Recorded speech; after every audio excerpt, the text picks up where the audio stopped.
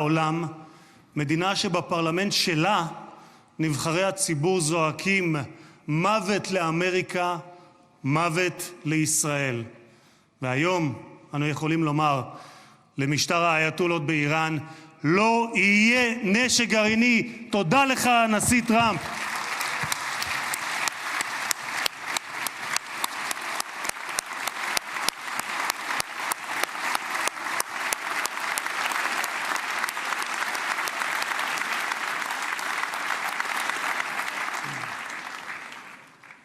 כבוד הנשיא, היום העם היהודי מציין את סיום חג הסוכות, ומחר נציין את שמחת תורה. בשמחת תורה לפני שנתיים לא שמחנו. היה זה היום הקשה ביותר שחוותה מדינת ישראל משחר הקמתה והעם היהודי מאז השואה. עשרות פעמים הגעתי יחד עם מנהיגים זרים למקום הטבח. עם רבים מהם ישבתי לצפות בתיעוד המצולם של הזוועות שאני יודע שגם אתה ראית. שבועות ספורים לאחר 7 באוקטובר ליוויתי את ג'רד ואיוונקה שהגיעו לכאן לאזורים הקשים ביותר. ראינו את מה שקיווינו, היינו קיבוץ כפר עזה ברעים, וראינו את מה שקיווינו שלא יחזור עוד בתולדות האנושות.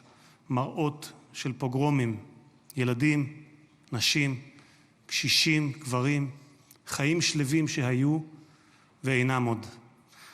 השטן לא רק רצח, טבח, אנס ושרף רבים מאחינו ואחיותינו, הוא גם חטף אותם, מתים וחיים. מאז בני ישראל נלחמו את המלחמה הקשה, הארוכה וגם הצודקת בתולדותיהם. הפצע הזה של אחינו החטופים בשבי נותר פתוח ושותת דם מאז 7 באוקטובר, כאשר כל עם ישראל כאב את כאב החטופים ובני משפחותיהם, התלויים בין תקווה לייאוש, בין חיים למוות, עד הבוקר הזה. במשך שנתיים, במקום בו יושבים האורחים ביציע שמולנו, כבוד הנשיא, השקיפו מעלינו תמונות החטופים. הבוקר, לקראת האירוע ההיסטורי הזה, זכינו להוריד את התמונות עם חזרתם של החטופים למשפחותיהם. אני אעשה משהו ספונטני, אדוני הנשיא. את סיכת החטופים הזאת, בצבעי כחול לבן, קיבלתי מצביקה מור, אבא של איתן מור. אני מתכבד להוריד אותה, כי לפני רגע דיברתי עם צביקה, איתן כבר בידיהם, והם חוגגים את האיחוד הזה. תודה לך, הנשיא טראמפ.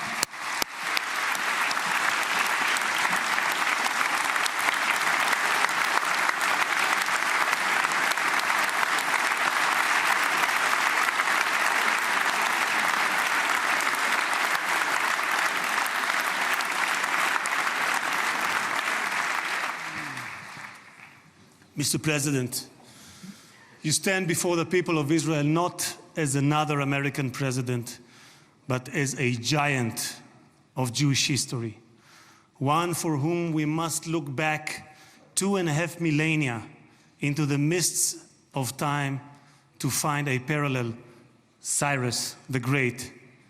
You, President Donald J. Trump, are a colossus who will be enshrined in the pantheon of history. Thousands of years from now, Mr. President, the Jewish people will remember you. We are a nation that remembers. Far from being a local struggle, what we are witnessing is a global struggle, a global battle between the forces of extremism, radicalism, and fundamentalism, and those of freedom, liberty, and democracy.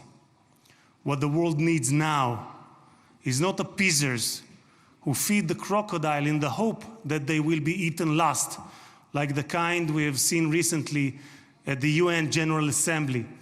And by the way, President Trump, your team has checked the teleprompter. It is working beautifully. What the world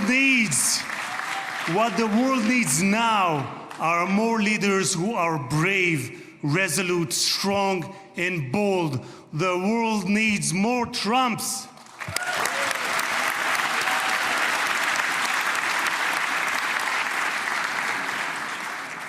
Mr. President, with your permission, I would like to take this moment to address Prime Minister Netanyahu.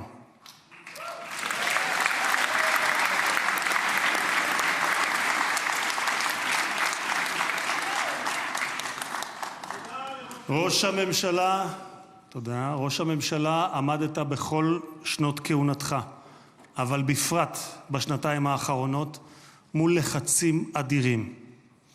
סטיב ויטקוף, שליחו המיוחד של הנשיא טראמפ, שלחם יחד איתך בשוחות על החזרת החטופים, אמר עליך, העבודה הקשה באמת הייתה של ראש הממשלה. הוא זה שהיה צריך לקבל החלטות קשות, עד כמה להיות קשוחים מול חמאס ומתי לגלות גמישות. היו רגעים שחשבתי, כך אומר ויטקוף, שעליכם להתגמש יותר, אבל האמת היא שכעת, במבט לאחור, אני חושב שלא היינו מגיעים לנקודה הזו אם ראש הממשלה נתניהו לא היה פועל כפי שפעל.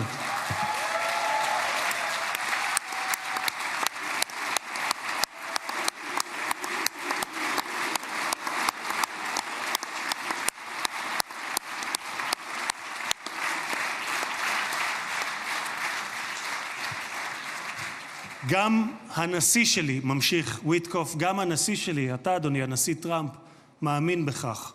הוא מאמין שראש הממשלה נתניהו קיבל החלטות קשות מאוד, והיו אנשים פחות אמיצים שלא היו מקבלים החלטות כאלה. והנה אנחנו כאן היום, משום שלחמאס לא הייתה ברירה, כך אומר ויטקוף. הם נאלצו להגיע להסכם הזה. הלחץ היה עצום ולכם יש צבא גדול. התקדמתם משמעותית בשטח, וזה מה שהוביל להסכם הזה. כך אומר השליח ויטקוף.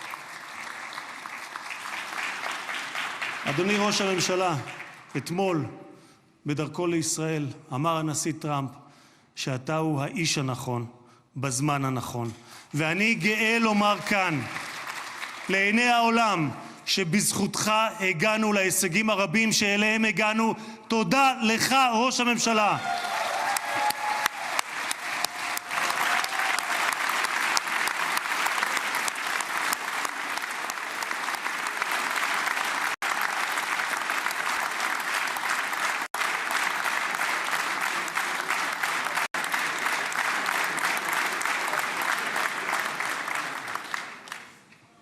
ביום הזה נודה מלב האומה וממעמקי הנפש הלאומית לחיילי צה"ל האמיצים,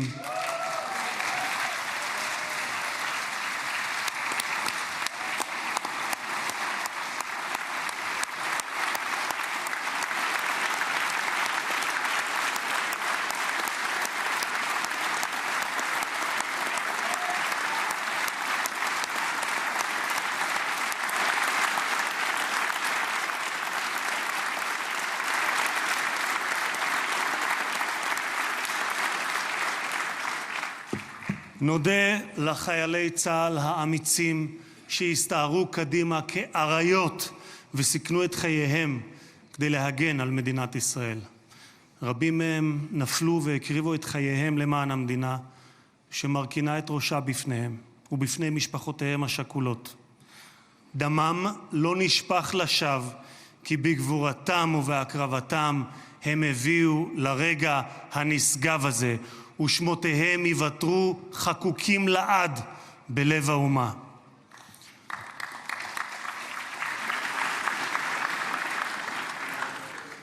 President Trump, you are the president of peace. There was not a single person on this planet who did more than you to advance peace. No one even came close. Your election to the presidency marked a turning point, not only for the United States, but for the entire world. Through your strength of character and unwavering resolve, you brought an end to bloody conflicts in no fewer than 8 regions across the globe.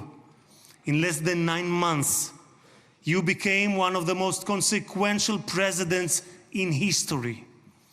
You saved countless lives that would have been lost without your leadership. And as our sages teach, whoever saves one life, it is as though he has saved an entire world.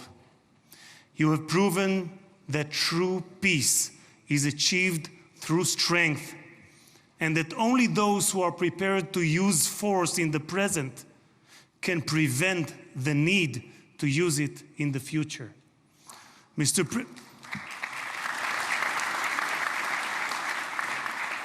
President, you, more than any other individual, are deserving of the highest recognition for your efforts in promoting peace. Therefore, I hereby announce that together with our good friend, Speaker of the House, Mike Johnson, we will rally speakers and presidents of parliaments from around the world to submit your candidacy for the Nobel Prize, Peace Prize next year. There is no one more deserving than you, President Trump. No one.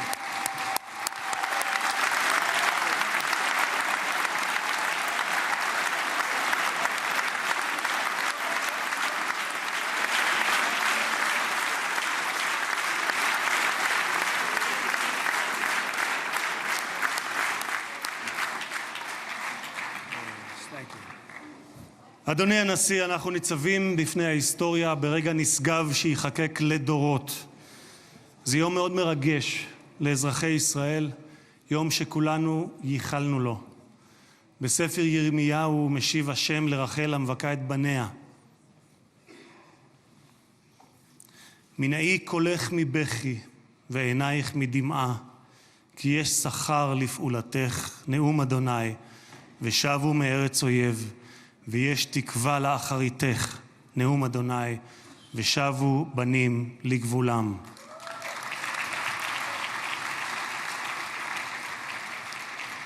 אני מבקש לאחל מכל ליבי החלמה מהירה ושלמה לפצועים ולחטופים השבים. כמה טוב שבאתם הביתה. הנשיא טראמפ, מי ייתן והעושה שלום במרומיו יברך אותך, נשיא השלום, את ארצך ואזרחיה, את משפחתך וכל היקרים לך, ויעשה שלום עלינו ועליכם. May God bless you, President Trump. May God bless the United States of America. And may God bless the state of Israel. תודה רבה וחג שמח.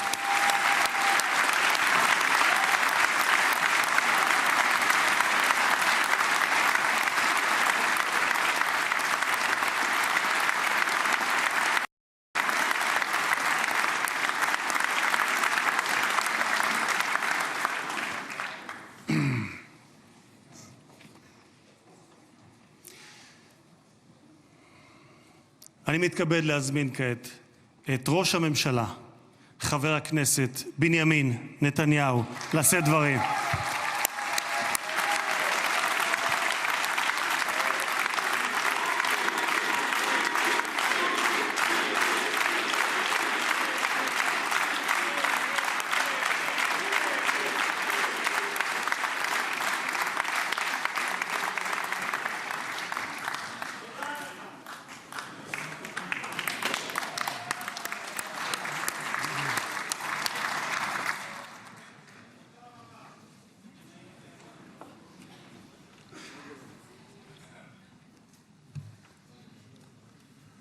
מכובדי הנשיא הרצוג ורעייתו מיכל,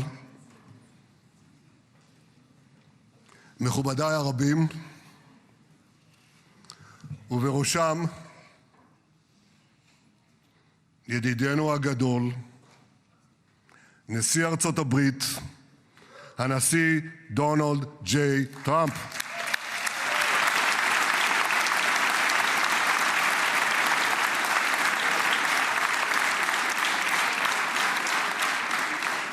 ברוך בואך לירושלים בירתנו הנצחית. ברוך בואך לישראל ביום המרגש הזה שיחקק בתולדות עמנו. וגם אתה הנשיא תחקק בתולדות עמנו, כי כבר נחקקת בתולדות האנושות. אבל אנחנו, כפי שנאמר, זוכרים את ידידנו, ואנחנו יודעים את חלקך החשוב והמכריע בהחזרת יתרת חטופינו ביום הזה שהתבשרנו עכשיו, רק לפני שעה קלה, שכל חטופינו החיים שבו אלינו. איזו התרגשות.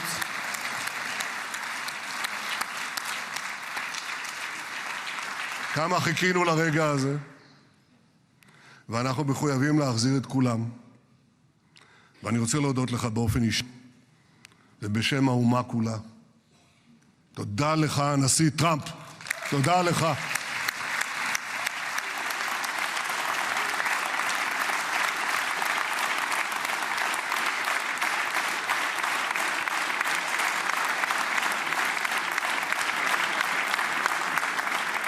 Now, I know that the teleprompters are working well, though I'm not using them. But I'm not sure about the translation. So I'll say words in English. President Trump, the Knesset welcomes you and your distinguished delegation to Jerusalem, our eternal capital. This is your first visit to Israel since you recognize Jerusalem as our capital and moved the embassy here. Thank you, President Trump, for that.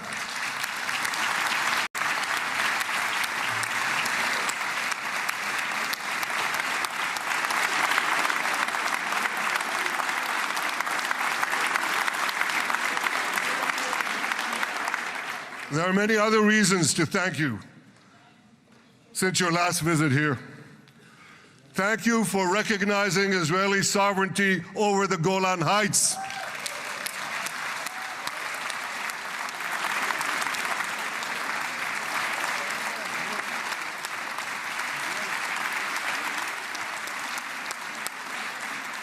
Thank you for standing up to the lies against Israel in the United Nations.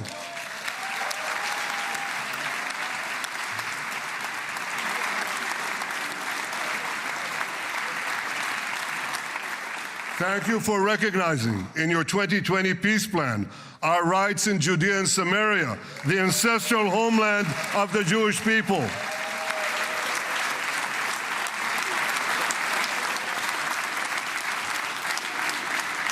Thank you for brokering the historic Abraham Accords. Abraham, Eskhemei Avraham.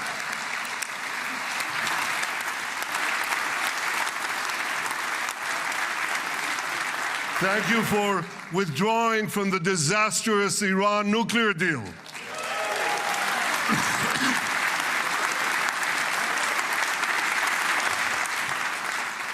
Thank you for supporting Operation Rising Lion and for your bold decision to launch Operation Midnight Hammer. Boy, is that... You got to hear this.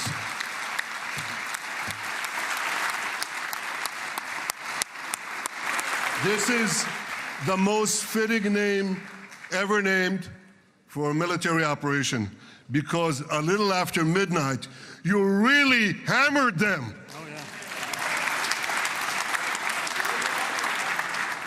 My friends, this is only a partial list, but it's enough to affirm what I've said time and again. Donald Trump is the greatest friend that the state of Israel has ever had in the White House.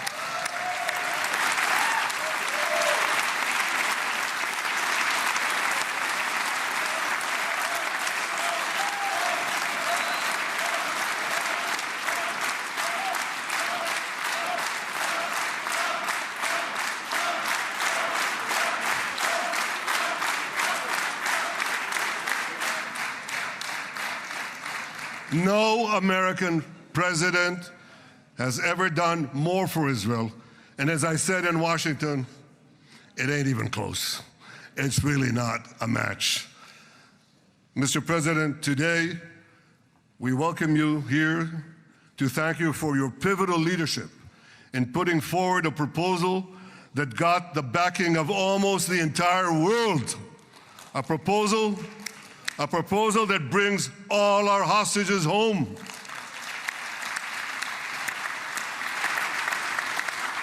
A proposal that ends the war by achieving all our objectives. A proposal that opens the door to an historic expansion of peace in our region and beyond our region. Mr. President, you are committed to this peace. I am committed to this peace. And together, Mr. President, we will achieve this peace. We've done it before. We've done it before in the Abraham Accords, and we'll do it again. Mr. President, today the Jewish calendar marks the end of 2 years of war. That war began on October 7th, on the Jewish festival of Simchat Torah. You always tell me, and you tell the world, remember October 7th. Mr. President, we remember.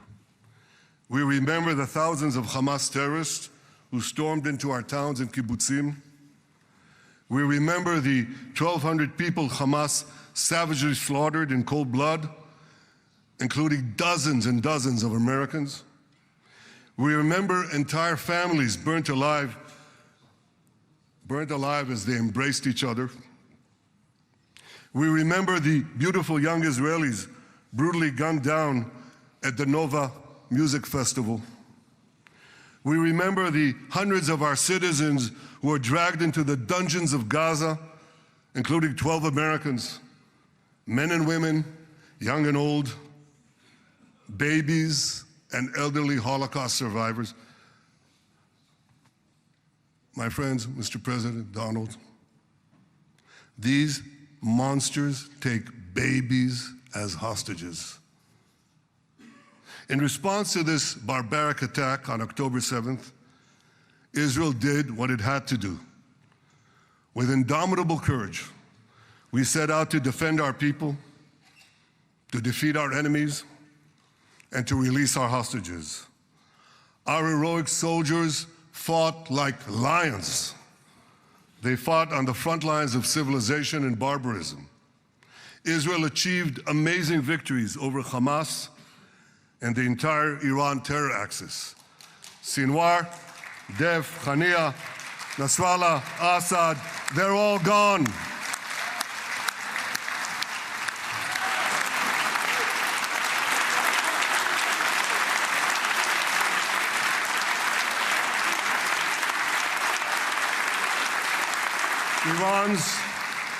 Iran's nuclear weapons and ballistic missile program, with your enormous help, Mr. President, rolled back. Half the Houthi leadership wiped out. But the price of this victory, the price of these victories, has been heavy. Nearly 2,000 of Israel's finest were lost, nearly half in battle. They left behind parents, spouses, siblings, and children. Their love and laughter, their promise and potential were lost forever. To the families of our fallen fighters, many of them are here, I say, I know the depth of your pain. I know the inconsolable grief that will accompany you for the rest of your lives. The state of Israel bows its head in eternal gratitude to our fallen heroes. Because of these heroes, our nation will survive. Because of these heroes, our nations will thrive. And because of these heroes, our nation will have peace. Mr. President, thousands of our brave soldiers were also wounded, suffering terrible blows to body and soul. Brave soldiers like Ari Spitz. Ari is an American. Ari is an American Israeli who was injured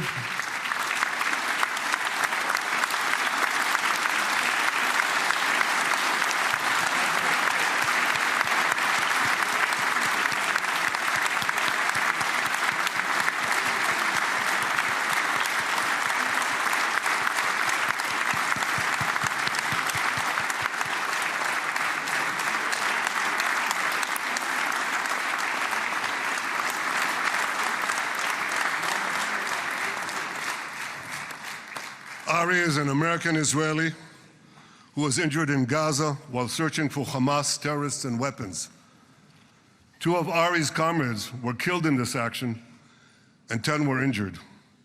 Ari was presumed dead, but made a miraculous recovery despite losing 3 limbs. Ari, stand up for a minute alone. Stand up. There you go. There. Ari. Ari, you are the spirit of Joshua. You are the spirit of David. You are the spirit of the Maccabees.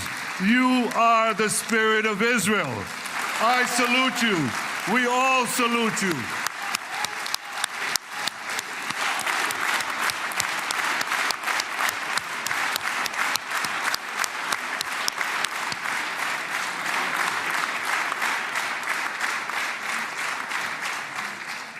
Sabine Tassa of Kibbutz Netiv HaAsara is watching us today from the Israeli consulate in Los Angeles. Sabine lost her husband and her oldest son on October 7th. She is the mother of 3 other boys. 2 of them, Koren and Shai, witnessed their father jump on a Hamas grenade to save his 2 sons. We all saw the film of those 2 boys crying out in pain, "Father is dead. Why? Why did God save me?" Mr. President, my friend Donald, I've seen some very tough things in my life, but I couldn't bring myself to watch those boys suffering again. So I didn't see this film except once. Yet Sabine, their mother, has had the strength and fortitude to show this film across the world. And my wife Sarah and I asked her, "Sabine, how do you do it? Why do you do it?" And she answered, "I do it to show the entire world the monsters Israel is fighting and the justice of our cause." This is what she's doing once again in Los Angeles. Sabine, you can hear me now, so I want to tell you on behalf of all of us, you embody the spirit of our biblical heroines, Deborah, Ruth, and Esther. You too are the spirit of Israel, and we all salute you.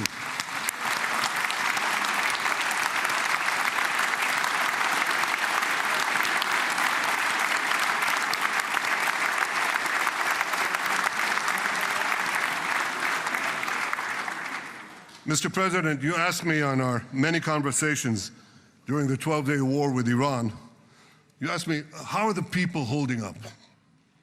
And I said to you, our people are strong. Israelis are a nation of lions with unlimited resolve to defend our country and secure our future. The people give strength to our soldiers, and the people give strength to me and to my colleagues. The Jewish people have risen from the ashes time and again, but when we formed the State of Israel and the Army of Israel, we pledged never again would be defenseless against our enemies. And that resolute strength not only assures our survival, it assures our future, it assures peace. We have paid a high price for this war, but our enemies now understand just how powerful and just how determined Israel is. They understand that attacking Israel on October 7th was a catastrophic mistake. They understand that Israel is strong and that Israel is here to stay. And this, Mr. President, is the indispensable foundation of peace. Peace through strength.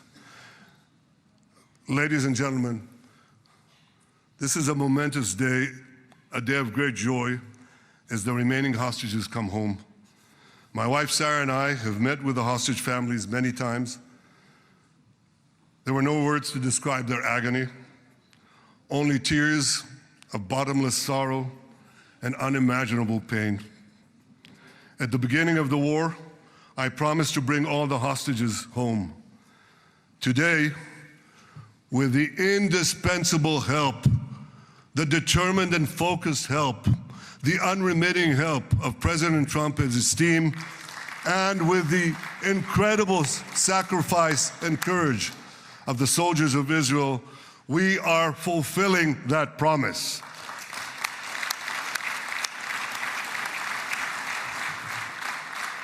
It has been a long journey to get here. In the first week of the war, our brave soldiers put military pressure on Hamas, and the international community put diplomatic pressure on them. This enabled us to secure the release of over 100 hostages. In heroic rescue attempts behind enemy lines, Israel's special forces rescued 8 live hostages and brought back the remains of dozens more. But as time went on, we all know what happened. The diplomatic pressure was turned on its head. More and more governments bought into Hamas's false propaganda.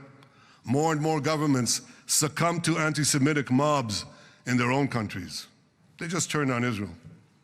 They called for us to surrender to Hamas demands, just leave Gaza immediately, they said, end the war without committing to disarm Hamas, without committing to demilitarize Gaza. Had Israel succumbed to those demands, not only would Sinwar, Nasrallah, Assad, and Iran's missile and nuclear program remain intact. Not only that, because in no time, the Hamas killers would be back on the border fence, ready to repeat the horrors of October 7th again and again, as they vowed to do. But just at that point of maximum pressure on Israel, a man named Donald J. Trump was elected President of the United States.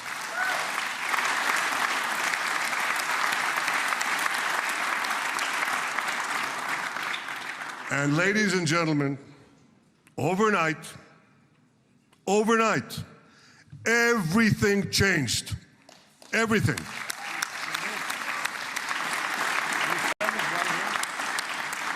Mr. President, thanks to your unequivocal backing of Israel, we secured a second hostage deal within weeks of your election. And in the months that followed, we worked closely together to forge a path to bring the remaining hostages home and end the war. End the war in a way that ensures the disarming of Hamas, the demilitarization of Gaza, and that Gaza would never again pose a threat to Israel. 2 months ago, you fully backed my decision to send the IDF into the last Hamas stronghold in Gaza City. You shared my view that this military pressure would help free the hostages.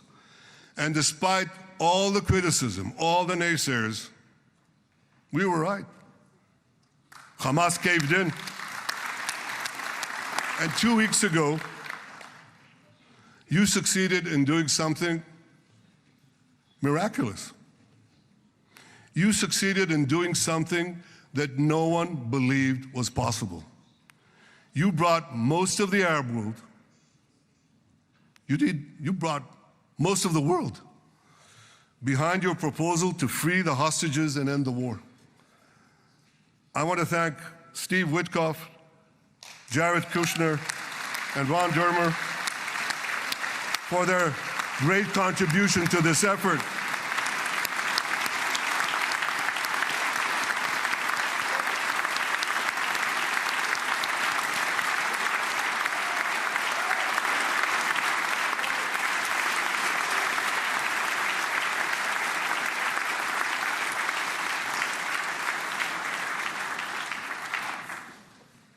And I want to thank our negotiating team.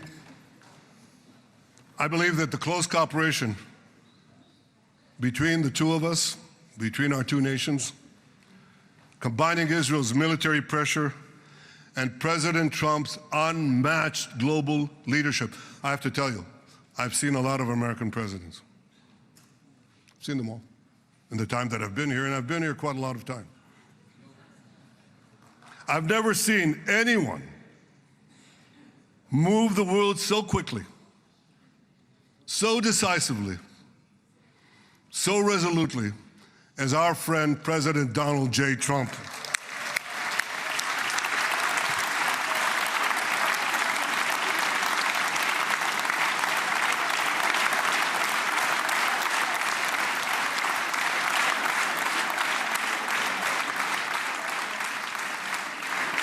With our military pressure and President Trump's global leadership, we achieved this historic moment. It's a moment of indescribable joy as our nation embraces our sons who are coming home. Mr. President, this week, Jews around the world are going to read the book of Ecclesiastes, Kohelet, in the Bible. The Bible has many miraculous moments. One of them was your decision to bomb Fordo. I think it was a pivot of history because it wasn't meant only to bomb Fordo.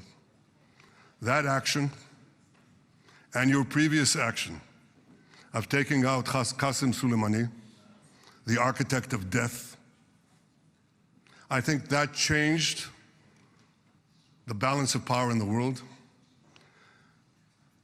You brought America back again to the driver's seat.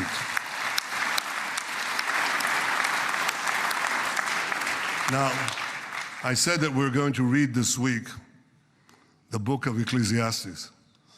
It's not a book of action. It's a book of meditations, of thought, a perspective on life and on death. And in this book, we read the immortal words of King Solomon. To everything there is a season, and a time for every matter under heaven. Et milchama ve'et shalom. A time for peace and a time for war. The last 2 years have been a time of war. The coming years will hopefully be a time for peace.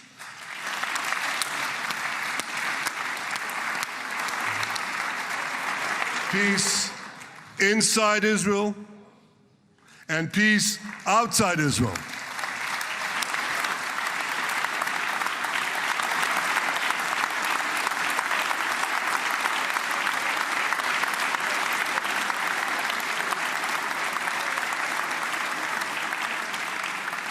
I look forward to continuing marching with you on the path we paved together with the Abraham Accords. Under your leadership, we can forge new peace treaties with Arab countries in the region and Muslim countries beyond the region. Abraham's children will work together to build a better future, a future that will unite civilization against barbarism, light against darkness, and hope against despair. And my friends, I believe that with President Trump's leadership, this will happen a lot faster than people think.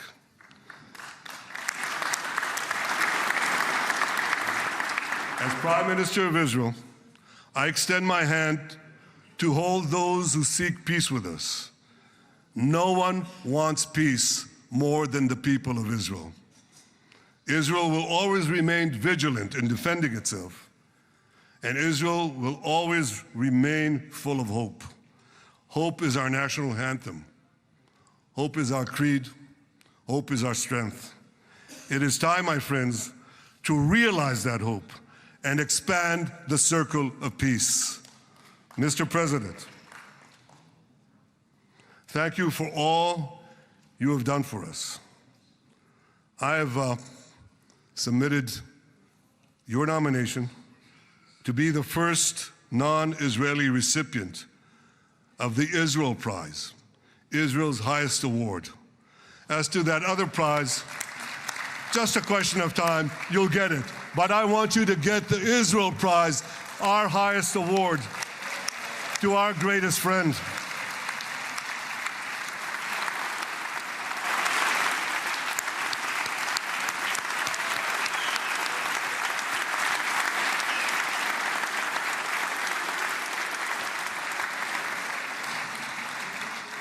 When others were weak, you were strong. When others were fearful, you were bold. When others abandoned us, you stood by our side. On behalf of the government and people of Israel, I thank you for your extraordinary friendship. Thank you for helping bring our hostages home. Thank you for supporting Israel's march to victory. Thank you for paving a path to peace. מכובדי נשיא ארצות הברית, ידידי דונלד, ברוך הבא לישראל, ברוך הבא לירושלים, ברוך הבא ביום המרגש הזה, שהחיינו וקיימנו והגיענו לזמן הזה.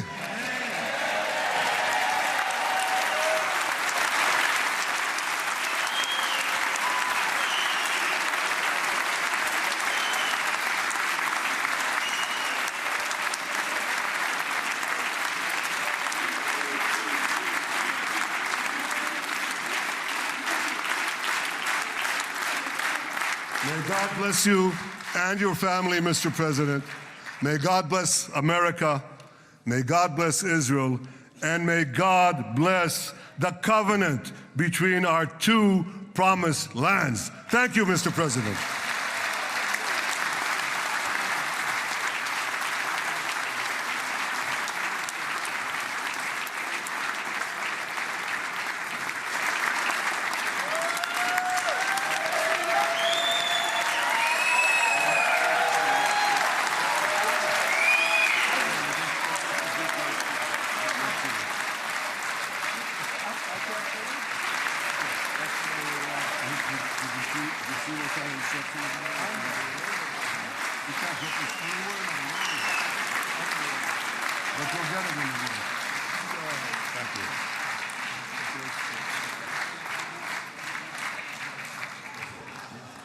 Mr. President.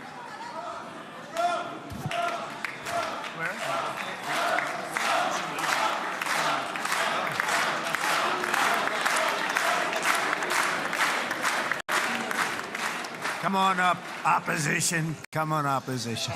Yeah. Okay.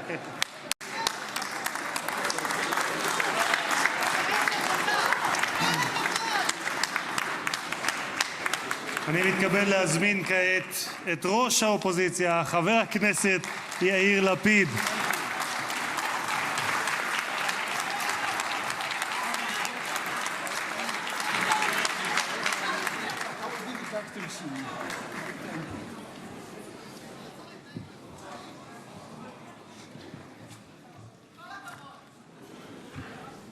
Mr. Speaker, members of Knesset, ministers, President Herzog, Prime Minister Netanyahu, distinguished guests, Your Excellency, President Trump. For 2 years, we waited for this moment. 2 years of sleepless nights, 2 years without air in our lungs. Our eyes are filled with tears today. Our hearts are filled with gratitude. Our children are coming home.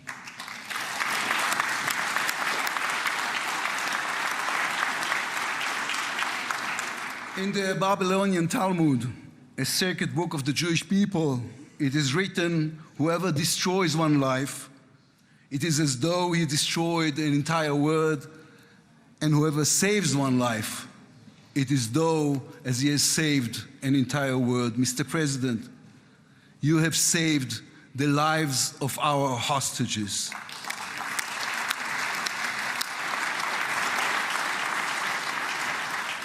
But you saved so much more. You have saved the souls of the bereaved whose loved ones now will be brought home for burial. You have saved thousands of soldiers who will now not fall in battle. And you have saved millions from the horrors of war. You have saved more than one life, and each life is an entire world. This is a historic moment and a reminder that history is shaped by people.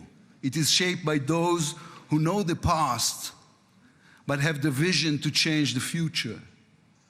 When you were elected, you declared that you would be the president of peace. You have kept your word. The fact that you were not awarded the Nobel Peace Prize is a grave mistake by the committee. But they will have no choice, Mr. President. They will have to award it to you next year.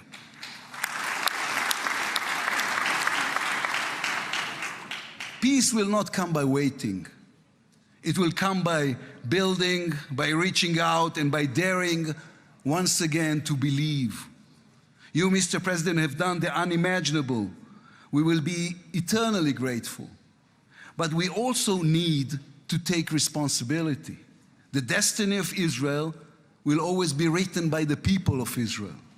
We must now prove ourselves worthy of what has been achieved.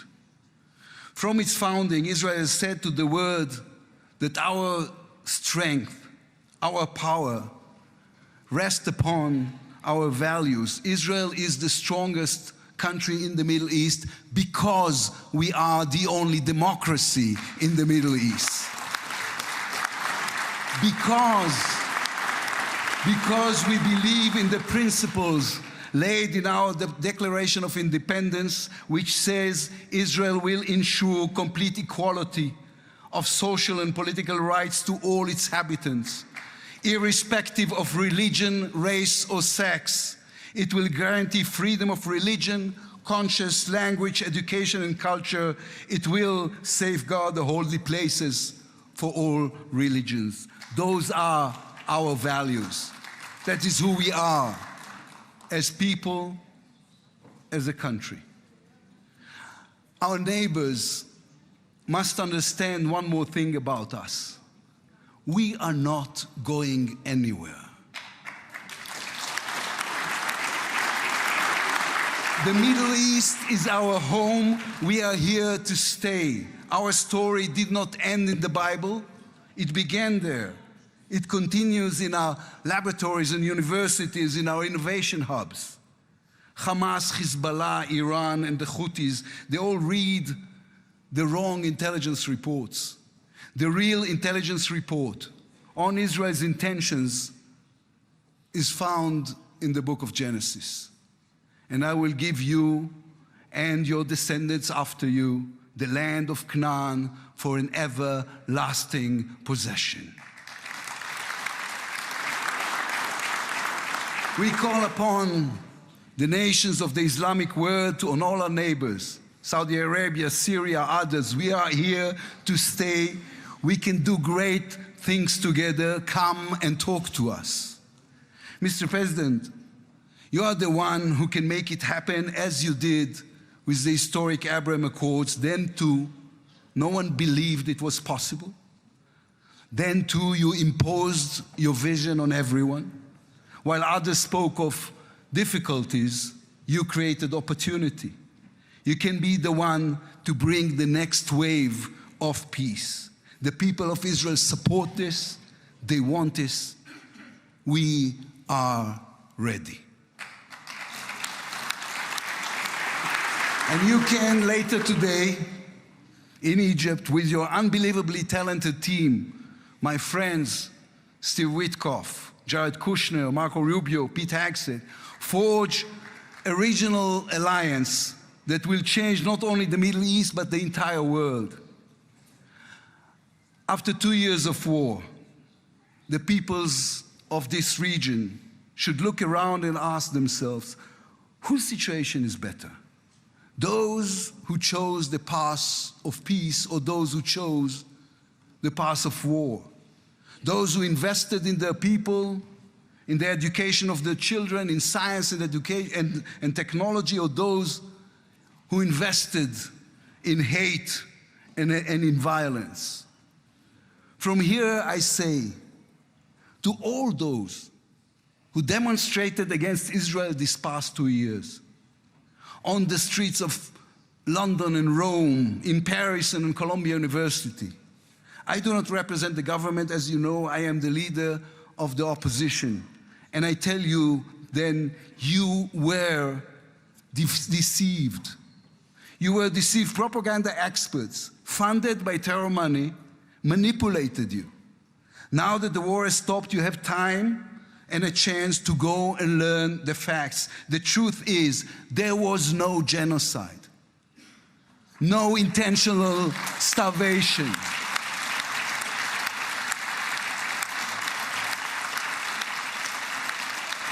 The truth is, there was an army and a country fighting in the most complicated conditions imaginable against terrorists who send their own children to die for a follow-up, who use their own children as human shields.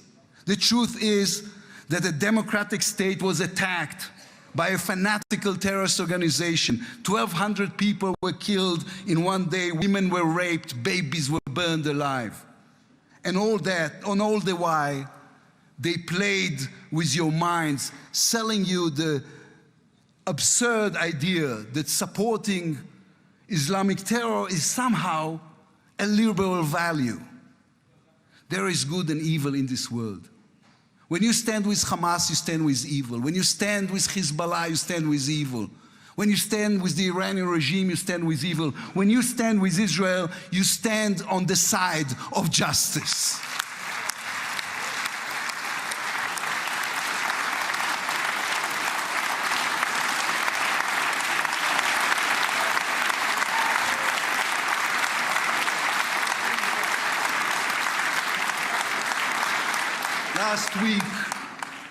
Last week I attended the 7th October memorial ceremony. An inspirational woman called Galit Dan spoke on stage. Galit had a daughter, Noya, a 13-year-old girl who was autistic like my daughter. And Noya was full of light. She loved Harry Potter. On that dark day, Noya was sleeping at her grandmother's, Carmela's house in Kibbutz Nir Oz. Carmela was 80 years old. Their bodies, grandmother and granddaughter, were found embraced. They were murdered together. On stage at the ceremony, Galit said a sentence that moved us all. "We don't want revenge," she said. "We want redemption." Today, the redemption begins. Israel has endured 2 terrible years on the battlefield and in the international arena. But in those 2 years, we also rediscovered our own greatness. We remember how good we can be. Our pilots who took control of the skies over Iran, our industries leading the world in technology, our civil society, which reached out to help every victim of the war. We will move forward toward a different future. Our heroic soldiers who saved us all will fold away their uniforms and rise as teachers and engineers, scientists and innovators, investors and small business owners. We will never be able to repay the debt to those who sacrificed everything these past years, to those who, as President Lincoln said, gave the last full measure of devotion. We can only be worthy of them, worthy of the sacrifice. Mr. President, allow me to speak also to the businessman in you, the deal maker who understands value. If there were one stock in the world I would invest in today, it is the State of Israel. If there were one nation that deserves unrestricted access to GPU chips, to AI and SMR technologies, to American markets, it is the State of Israel. Israel's future is intertwined with our eternal alliance, our strategic and moral covenant with our greatest friends, the United States of America. This war is over. We will always need to stay vigilant, to guard against those who seek our destruction. But the state of Israel is about to reinvent itself. The challenges ahead demand not only strength, but a new vision. It's time to take a new path, to be a nation that is advanced and thriving and peace-seeking. We have waited for this moment, for the end of the war, for the return of the hostages, for the chance to rechannel our grief and loss into the energy needed to rebuild our nation. Thanks to you, Mr. President. Thanks to our soldiers, our lions. Thanks to the millions of great Israeli patriots who filled the streets and the square and never, not for one moment, gave up on the hostages. Thanks to all of them, the strength within us can now rise, succeed, and build for our future and for our children. Thank you very much. God bless the United States of America. Am Israel Chai.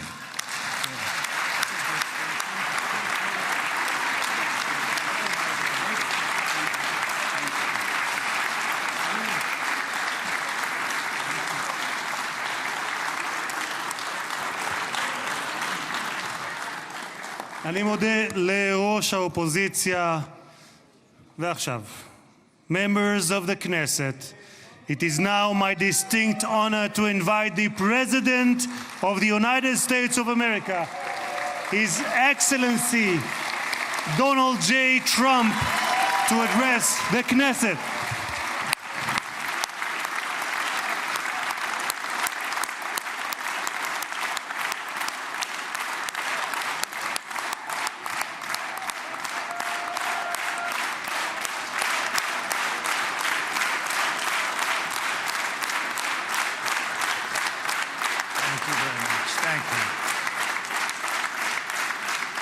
Thank you very much, everybody.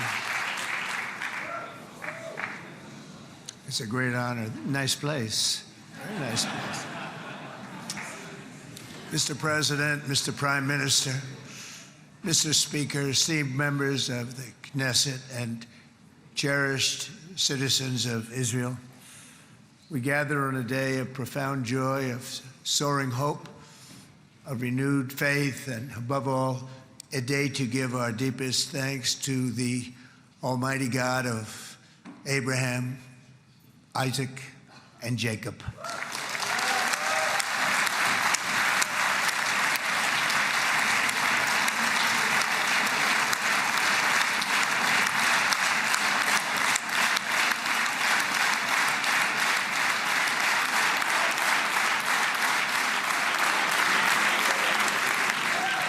After 2 harrowing years in darkness and captivity, 20 courageous hostages are returning to the glorious embrace of their families, and it is glorious. 28 more precious loved ones are coming home at last to rest in this sacred soil for all of time. And after so many years of unceasing war and endless danger, today the skies are calm, the guns are silent, the sirens are still, and the sun rises on a holy land that is finally at peace, a land and a region that will live, God willing, in peace for all eternity.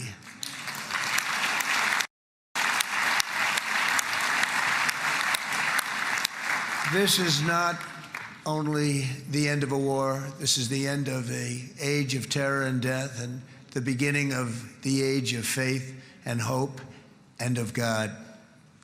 It's the start of a grand concord and lasting harmony for Israel and all the nations of what will soon be a truly magnificent region. I believe that so strongly.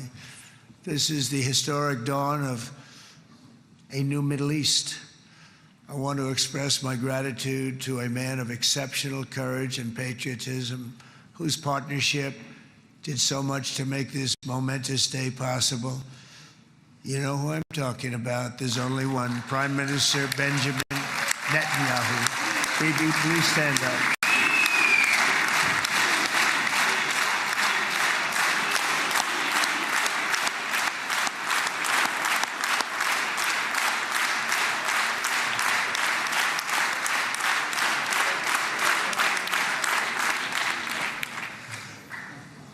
is not easy, I want to tell you. He's not the easiest guy to deal with, but that's what makes him great. That's what makes him great.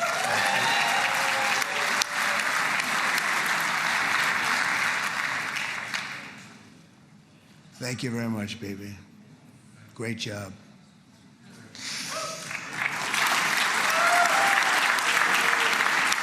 And let me also convey my tremendous appreciation for all of the nations of the Arab and Muslim world that came together to press Hamas to set the hostages free and to send them home. We had a lot of help. We had a lot of help from a lot of people that you wouldn't suspect, and I want to thank them very much for that.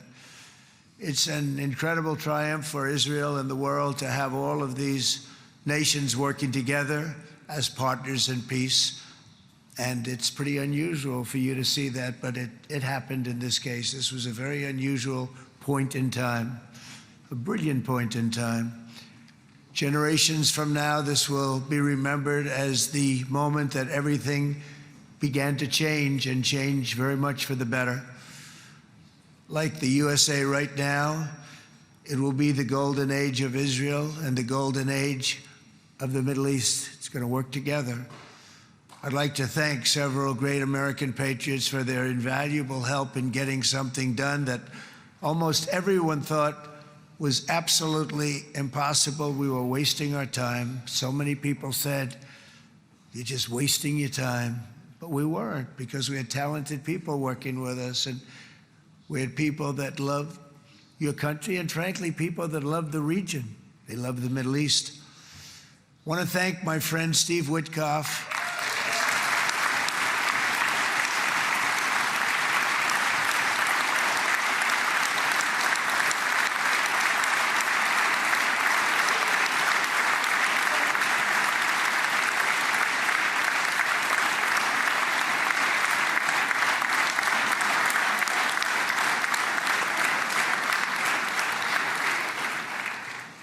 You know, Steve was chosen by me. He never did this before, but I knew him as a few things. He was a great businessman, but I know a lot of great businessmen, to be honest with you.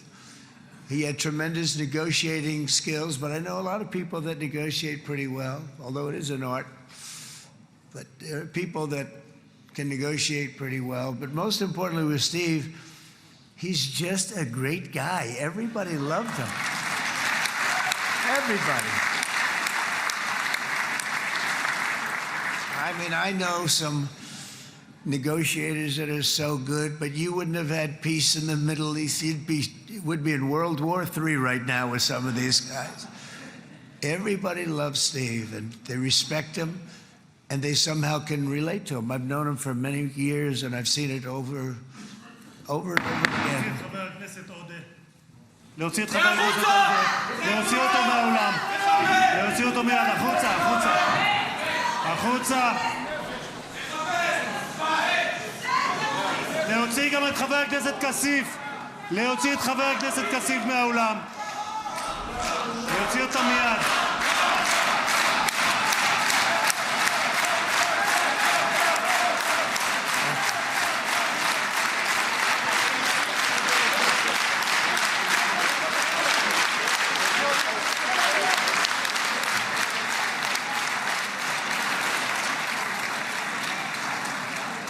Sorry for that, Mr. President. Thank you. Please.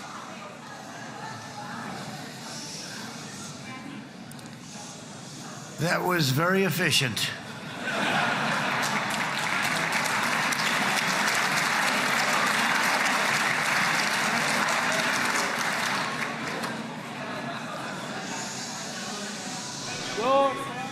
So back to Steve.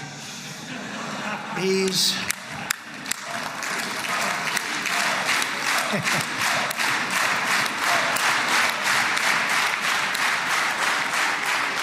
But I tell one story because he was so involved, and then we called in Jared. We need that brain on occasion. We got to get Jared in here. We got to get a certain group of people. But Steve started this all by himself. I call him Henry Kissinger, who doesn't leak.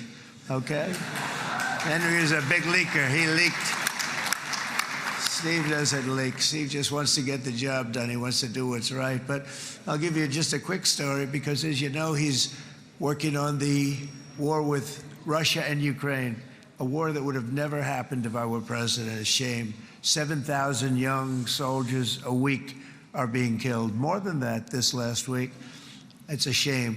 Should have never happened. But it did happen, and we won the race, and I took over this horrible war that's been raging, and I thought it would be easily settled. I thought it was a hell of a lot easier than doing what we just did very successfully with Israel and a lot of other people. But this came first, and we'll get that one. But I set up a meeting for him to meet with President Putin, thinking it would be a 15 or a 20-minute meeting. Steve had no idea about Russia, had no idea about Putin too much, didn't know too much about politics, wasn't that interested. He was really good at real estate, but he had that quality that I was looking for, and I didn't see it around in too many ways. And I set up the meeting with Putin, and I called. I said, is Steve finished yet? That was about a half an hour into the meeting. No, sir, he's not. He's still inside. This is in Moscow. I said, well, how's he doing? I don't know, sir. He's still inside. I called up an hour later. Let me speak to Steve. Sir, he's still with Putin. He's with President Putin. I said, wow, it's a long meeting, 1 hour. I called up an hour later. He was still with Putin. 3 hours later, he was still with Putin. 4 hours later, he started to get the word that he was going to be coming out soon. And in 5 hours, he came out. I said, what the hell were you talking about for 5 hours? And he says, just a lot of interesting things. We're talking about a lot of interesting things, including what he went in there for, but you can't talk about it for 5. You can talk about it for a certain period of time, and you know what you're getting. But that's a talent. That's a talent where you can do that. Most people I'd send in, number one, they wouldn't be accepted. Number two, if they were, the meeting would last 5 minutes, and that's what happens with Steve. Everybody loves him. They love him on this side. They love him on the other side. And he really is. He's a great negotiator because he's a great guy. So thank you very much, Steve, very much.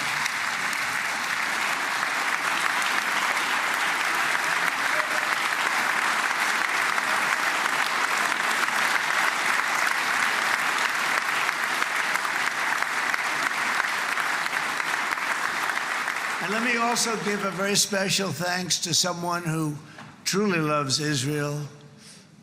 In fact, loves it so much that my daughter converted. My daughter converted.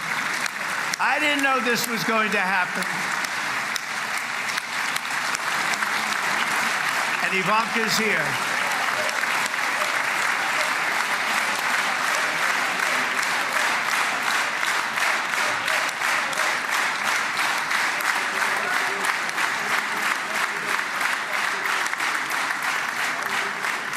And Bibi, you do know this was not in the cards for me. You understand that.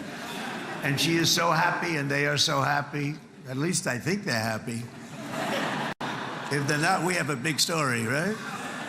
No, they have a great marriage, and they get along great. They're best friends. They have a very special relationship. But Jared has been so helpful. He really did something very special. He established the Abraham Accords with a group of very wonderful people. I like calling it the Avraham Accords because people that, right? Avraham. It's so cool. It's so much sort of nicer, you know, the Abraham versus the Avraham.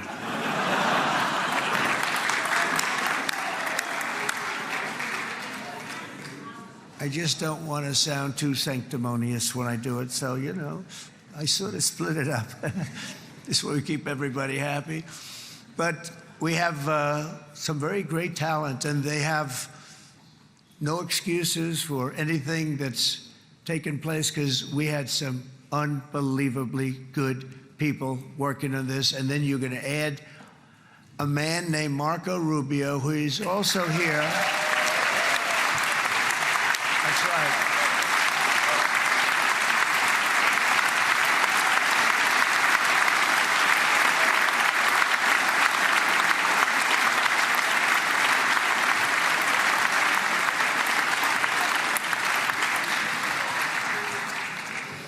And I have a prediction that Marco will go down, I mean this, as the greatest Secretary of State in the history of the United States. I believe that. I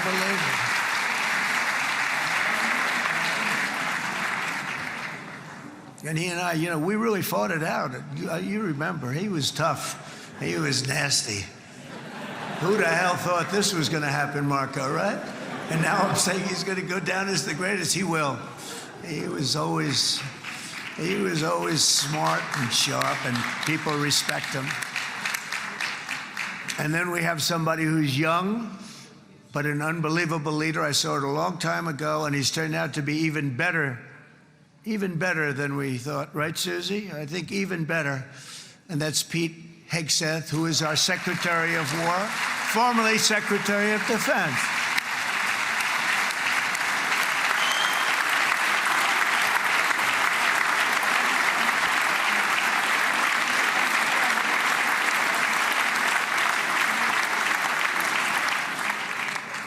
And as you know, we decisively won World War I. We decisively won World War II decisively. And everything in between and everything before it, we won everything. And then they had the brilliant idea of changing the name from war, you know, it was war, to defense. And with that went a certain thinking. And we fought in a very politically correct way after that. We always had the strongest military, and now we have a stronger military than we've ever had before. Because of my first term, I've totally rebuilt the military, every aspect of it. But we have, if you think, we settled 8 wars in 8 months. I'm now including this one, by the way, if that's okay. They may say, well, that was quick, because yesterday I was saying 7, but now I can say 8. The hostages are back. The hostages are back.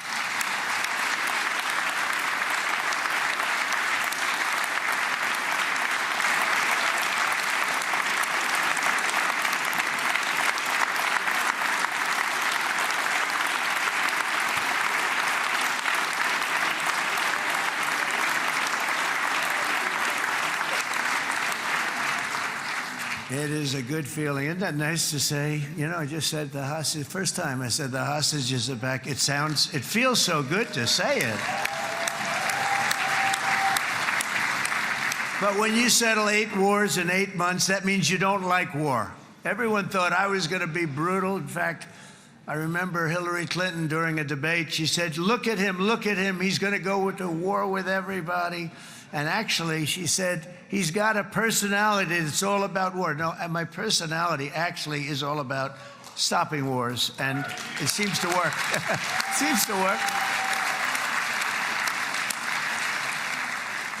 But it also means this name change and our attitude that we're not going to go into a war, but if we do, we're going to win that war like nobody has ever won a war before. We will not be politically correct, but we're not going to be there. And I think, you know, as you mentioned, Bibi, before, peace through strength, and that's what it's all about. The United States has the greatest and most powerful military in the, right now, history of the world. I can tell you we have weapons that nobody's ever dreamt of. I only hope we never have to use them. I rebuilt the military. I was proud to do it, but some of the things I hated to do. I hated certain of the weapons because the level of power is so enormous, it's so dangerous, so bad. But we have to do what we have to do. We make the best weapons in the world, and we've got a lot of them. And we've given a lot to Israel, frankly. And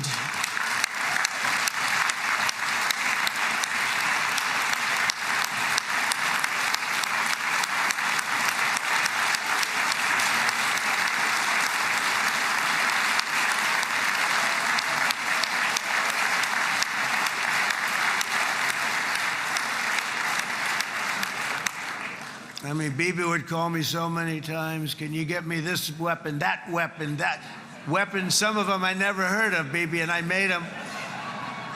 But we'd get them here, wouldn't we? And they are the best. They are the best. And But you used them well. It also takes people that know how to use them, and you obviously used them very well. But so many that Israel became strong and powerful, which ultimately led to peace. That's what led to peace. So as we celebrate today, let us remember how this nightmare of depravity and death all began. 2 years ago, on the eve of the Simchat Torah holiday, thousands of innocent Israeli civilians were attacked by terrorists, and one of the most evil and heinous desecrations of innocent life the world has ever seen, the worst slaughter of Jews since the Holocaust. The cruelty of October 7th struck to the core of humanity itself. Nobody could believe what they were witnessing. The United States of America grieved alongside you, and we mourned for our own citizens who were so viciously taken that day. And to all the families whose lives were forever changed by the atrocities of that day, and all of the people of Israel, please know that America joins you in those two everlasting vows: never forget and never again.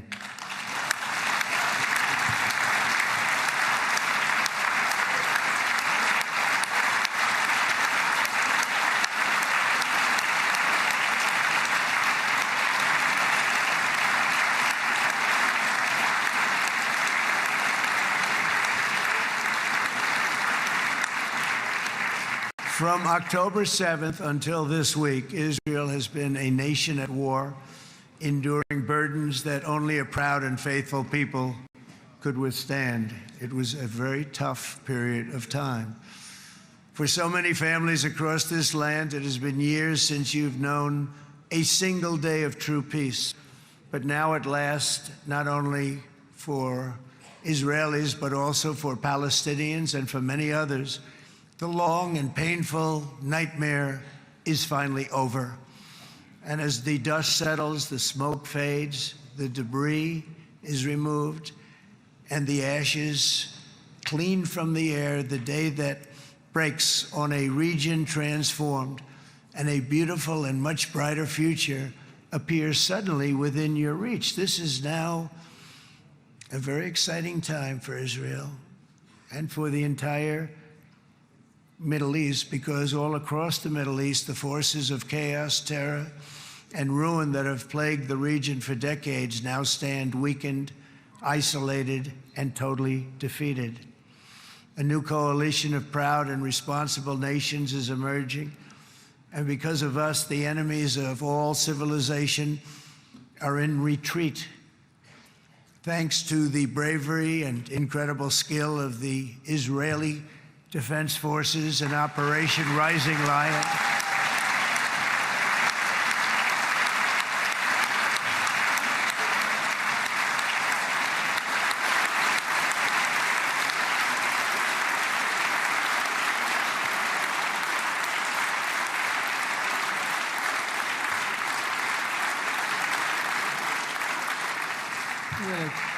guys, central casting. Let's put him in a movie. Look at him. Great job. And my people loved working with you. Loved it. They worked so well together. But many of Iran's top terrorists, including nuclear scientists and commanders, have been extinguished from this earth. And with Operation Midnight Hammer, boy, that's a great name for that, what we did last June. The United States military flew 7 of those beautiful B-2 bombers. They look so beautiful all of a sudden.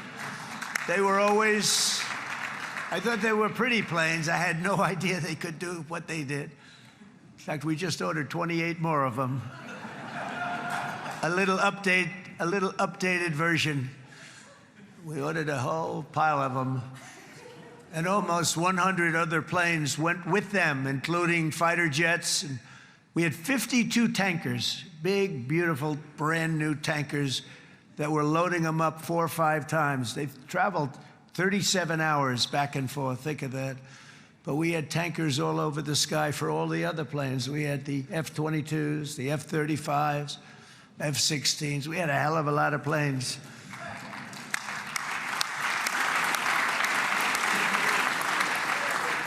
So we had 52 gas stations in the sky. That's what they call them. I'll tell you, I wouldn't want to be flying one of them. We have our great General Raisin Cain right here. General, stand up. This guy, what a general. Thank you.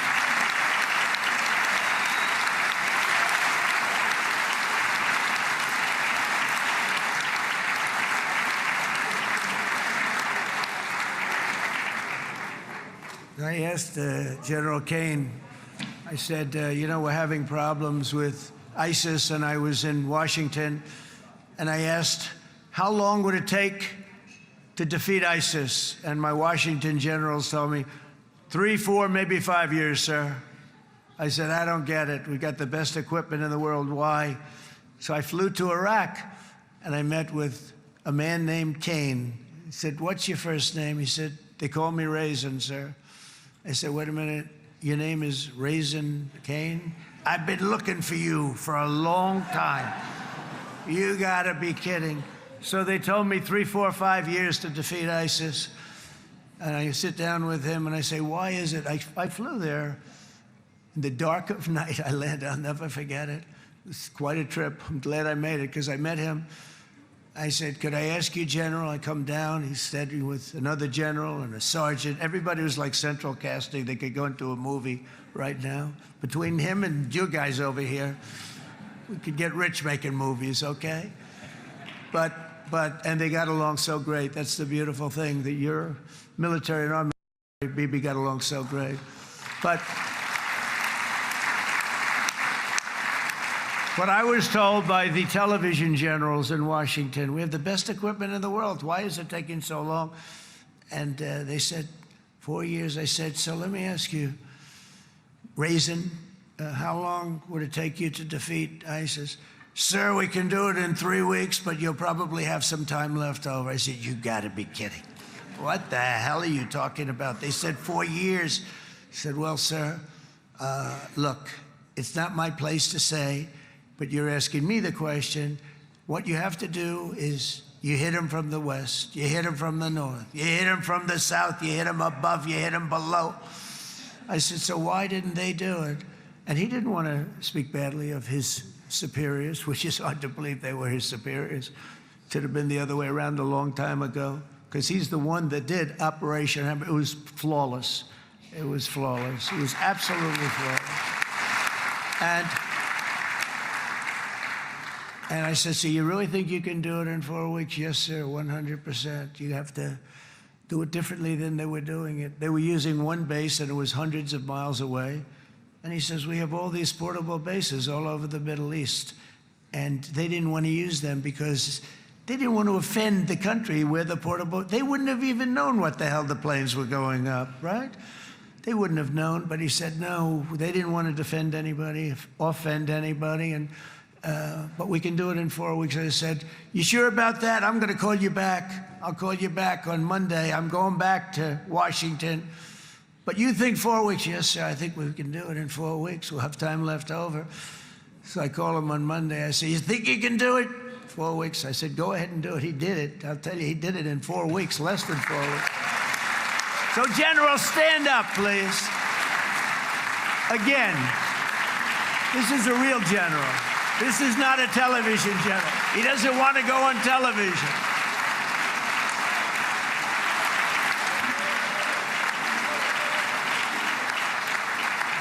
He doesn't want to go on television. I said the other guys love being on television. So we dropped 14 bombs on Iran's key nuclear facilities, totally, as I said originally, obliterating them. And that's been confirmed, and everybody understands it. Together we stopped the #1 state sponsor of terror from obtaining the world's most dangerous weapons. And if you think about it, if we didn't do that, and assuming we made the same deal that we have today, there'd be a dark cloud over this deal. And #1, it wouldn't happen because the other Arab and Muslim nations really wouldn't feel comfortable making the deal that we have now, right? if Iran had that nuclear weapon that they were about 2 months away from having. They would have had it in 2 months or maybe less than that. They were right at, this was our last shot. They looked at it for 22 years. This was our last shot. The pilots told me that. They said, 22 years, sir. They looked at it. Our predecessors looked, they studied it. 3 times a year would do drills on that exact attack. And boy, did they get it right. But let's assume they didn't, and let's assume there was large-scale nuclear weapons in the hands of Iran. We couldn't be here today. Even if we signed the deal, which we couldn't do because a lot of people would not want to have anything to do with it, we took a big cloud off of the Middle East and off of Israel.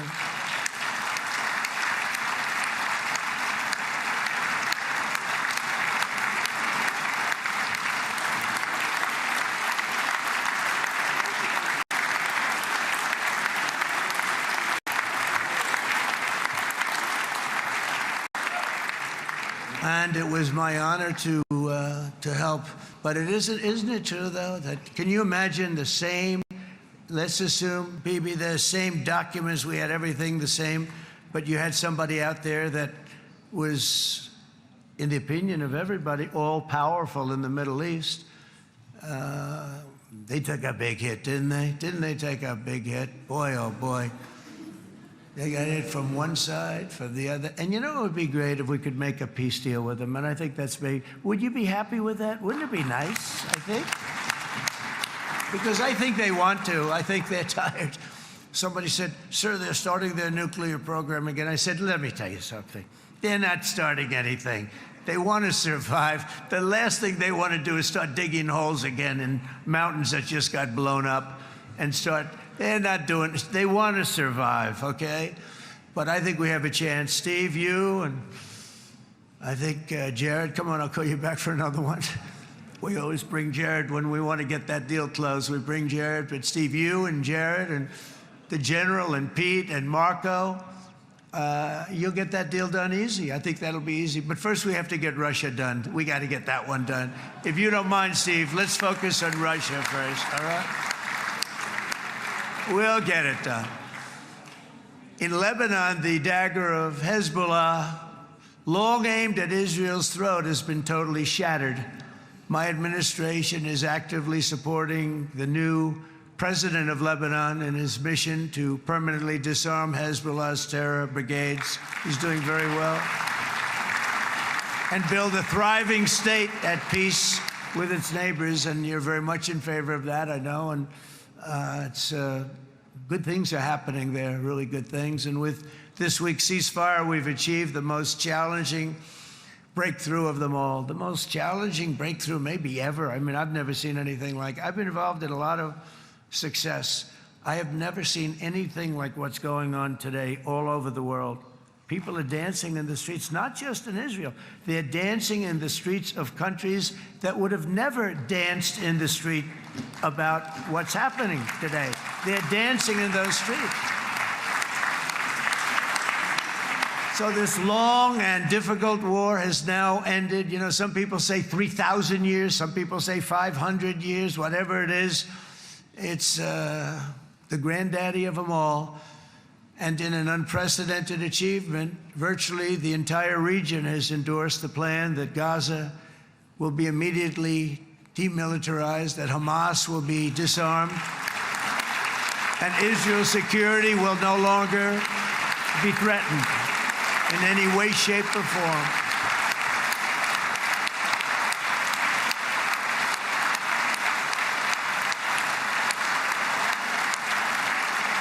So Israel, with our help, has won all that they can by force of arms. You've won. I mean, you've won. Now it's time to translate these victories against terrorists on the battlefield into the ultimate prize of peace and prosperity for the entire Middle East. It's about time you were able to enjoy the fruits of your labor. Mr. Opposition Leader. I said he's a very nice opposition leader. I think. No, he's a nice man. Bibi, he's a nice man.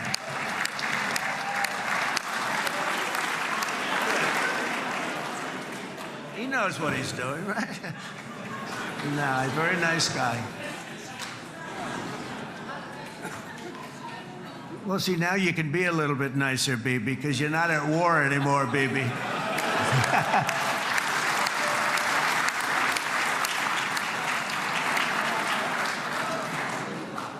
But only by embracing the opportunities of this moment can we achieve our goal of ensuring that the horrors of recent years will never happen again. You don't want to have to go through this again.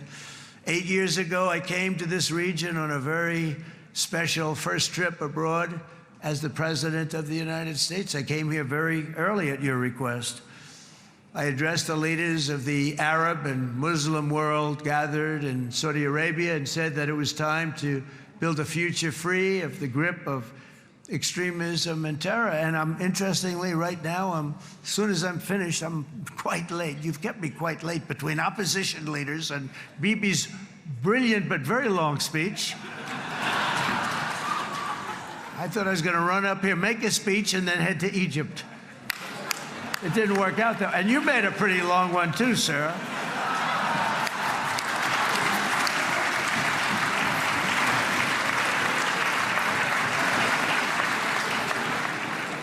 But I liked what you all said. It could be worse. Supposing on top of it, I didn't like what you said. That would be no good, Ron, would it? Ron, you did a great job, by the way, Ron.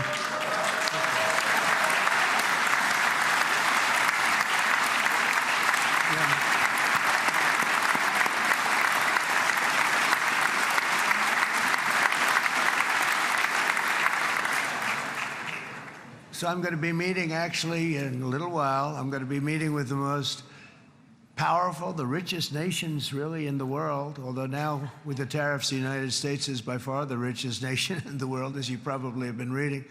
But the richest nations, most powerful nations, you know, tremendous, headed by some tremendous people in many cases. Some cases I wouldn't say necessarily I would endorse. But I will tell you, some incredible people that really helped us make this all possible. So I'll be going there. I'll be quite late. They might not be there by the time I get there. But we're going to give it a shot. But the journey we started back then led to the crushing defeat of the ISIS caliphate, to the monumental Abraham Accords, and ultimately to the historic ceasefire this week, in which many of those same nations really played a very pivotal role, I have to tell you. Steve will tell you that. Jared will tell you that. Together, we've shown that peace is not just a hope that we can dream about. It's a reality we can build upon day by day, person by person, and nation by nation. And because of that, the Middle East is finally ready to embrace its extraordinary potential. You have extraordinary potential in this region. It should now be clear to everyone throughout the region that decades of fomenting terrorism and extremism, jihadism and anti-Semitism have not worked. They haven't worked. They've been a disaster. They've just killed. They've killed. They've backfired completely and totally. They've just totally backfired. Everything that you thought, take it worst case, it's turned out to be worse than that. They have not worked. From Gaza to Iran, those bitter hatreds have delivered nothing but misery, suffering, failure, and death.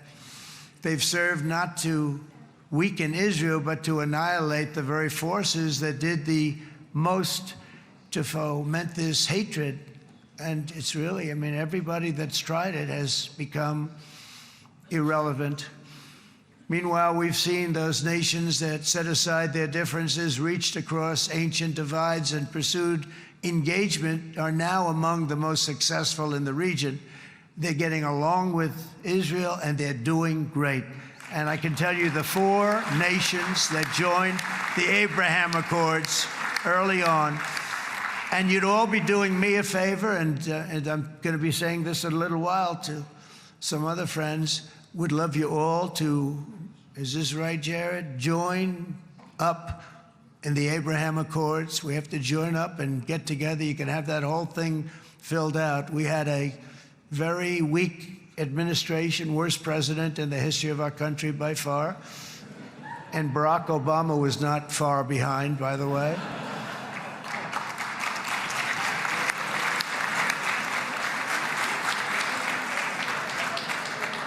And they did nothing with this incredible document, the Abraham Accords, but now you can fill them up. Now you have peace, you have people that really like Israel. I'll tell you what, and they like Israel a lot more today than they did even 5 weeks ago. You've made a lot of, you've come back. You've come back strong, because it was getting to be a little nasty out there in the world, and ultimately the world wins. You can't beat the world. Oh, I would say to Bibi, it's now time, and he understood it better than anybody, because ultimately, you know, the world's a very big place, and I've said a lot. I said, this piece of land is very small. It's unbelievable what you've done with that tiny, you look at a map even of just, not the world, the Middle East, and you have this little dot. And think of what you've done. It's incredible. It's incredible.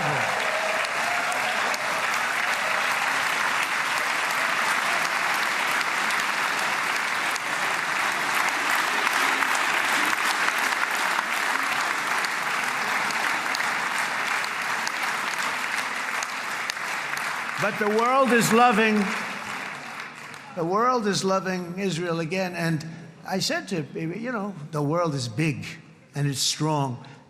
And Ron, ultimately, the world wins. And we don't have to worry about that now. But there was getting to be a period of time over the last few months, you know, the world wanted peace and Israel wanted peace. Everybody did. Everybody did.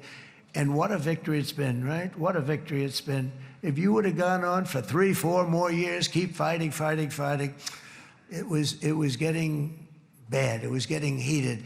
The timing of this is brilliant. And I said, Bibi, you're going to be remembered for this far more than if you kept this thing going, kill. It would be it would not be the same. And I just want to congratulate you for having the courage to say, that's it, we've won. And now let's enjoy our lives and let's rebuild Israel and make it stronger and bigger and better than it's ever been before. We're going to do that. Took a lot of guts. And the choice for Palestinians could not be more clear. This is their chance to turn forever from the path of terror and violence. It's been extreme, to exile the wicked forces of hate that are in their midst, and I think that's going to happen. I've met some people over the last couple of months that want to see it happen very much, and after tremendous pain and death and hardship, now is the time to concentrate on building their people up instead of trying to tear Israel down. We don't want that to happen again. And the total focus of Gazans must be on restoring the fundamentals of stability, safety, dignity, and economic development so they can finally have the better life that their children really do deserve after all these decades of horror. I intend to be a partner in this effort in the sense that we're going to help and we're going to do something that became unbelievably popular. Everybody wants to be on it. It's called the Board of Peace, okay? How about that? Is that a beautiful name? Like a board of peace.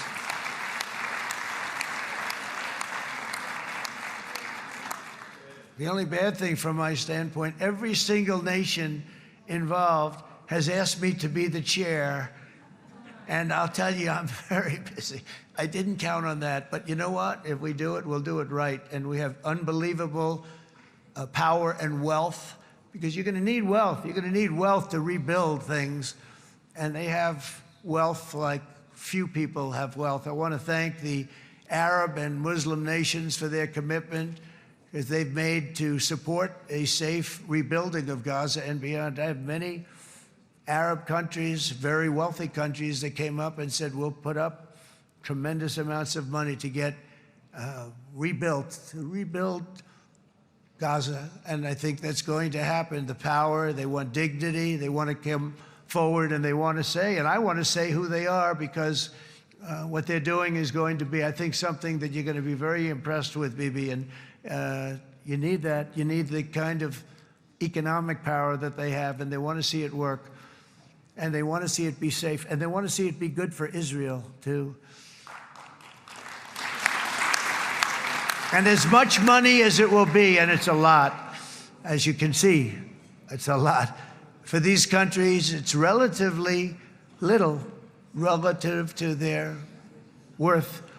It's really a lot of money like most people could never even conceive, but for these countries, it's not that much, especially because it ensures success and stability in the Middle East, which is what they want to see. So many of them will be with us in Egypt in a little while, I think. I'm not sure. They may be gone. They may have taken their Boeing 747s and left. I said, what kind of a plane do you fly? 747. I said, that's a large plane. No, they may have. Steve, do you think they've left on their their brand new Boeing 747s? Or, I don't know. We're going to find out soon. It's going to be a big story. There'll be 2 people left, and they'll be the 2 poorest ones.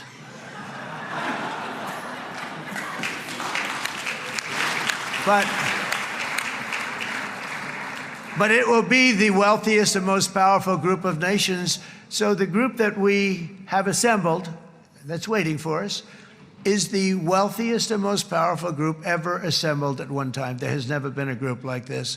And they're only looking for good. They want good. They're going to do good. And as those commitments are made, I'm going to let the world know who's doing it, because they really deserve to get the credit. And some of them probably won't want the credit, but they deserve it. It's more obvious than ever that the productive and responsible nations of this region should not be enemies or adversaries. You should be partners and eventually even friends, and that's what's going to happen. I know it. Together you can stand against the forces of chaos. Yeah, you go ahead. That's an important point.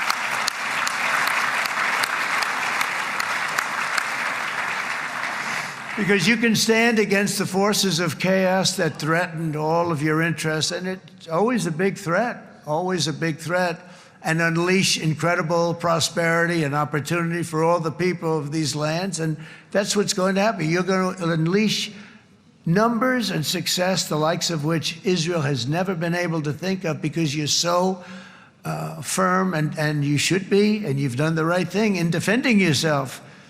You're not going to have to worry so much about it. You've won, and now you can build, and you can do things that you never even thought possible. When you put that genius into doing something else, it's going to be something it's going to be a miracle. The miracle in the desert, it's going to be amazing. And it already is in a true sense. But it'll be wonderful when you can spend time thinking about other than war and defense and offense also. To that end, it's my firm hope and dream, frankly, that together the Abraham Accords will turn out to be everything that we thought they would. Those 4 countries were very, very brave in doing it. They did it at a very early point, and every single one of them benefits unbelievably financially. And if you noticed, even in this bad period that we just went through, they all remained a member of the Abraham Accords. They've done unbelievably well. And you know who you are, and I want to thank you. And they've stayed because of loyalty, but they've also stayed because it was really good business. They've made a lot of money being members, and you're going to all, I hope that every one of the countries that we're seeking, Jared, I hope they join quickly. No games, no nothing. Just join, get it. It's going to be a great peacemaker. It's really going to bring it together beyond anybody's wildest dream. So instead of building fortresses to keep enemies at bay, the nations of this region should be building infrastructure to weave your commerce closer together, because you've got to compete with the big world out there in commerce now. It's a different kind of competition. Instead of making weapons and missiles, the wealth of this region should flow to schools and medicine, industry, and frankly, the new hot thing, artificial intelligence. It's a lot of intelligence you're going to have to be thrown off to pay back these sums of money that they're doing. But that's really the hot one. And I might say that the United States, a year ago, was a dead country. I say it to people. I heard it first from the King of Saudi Arabia. I then heard it from UAE. I heard it from Qatar. I heard it from many other countries. A year ago, the United States of America was a dead country. Now it's the hottest country anywhere in the world. It is the hottest. There's no question about it.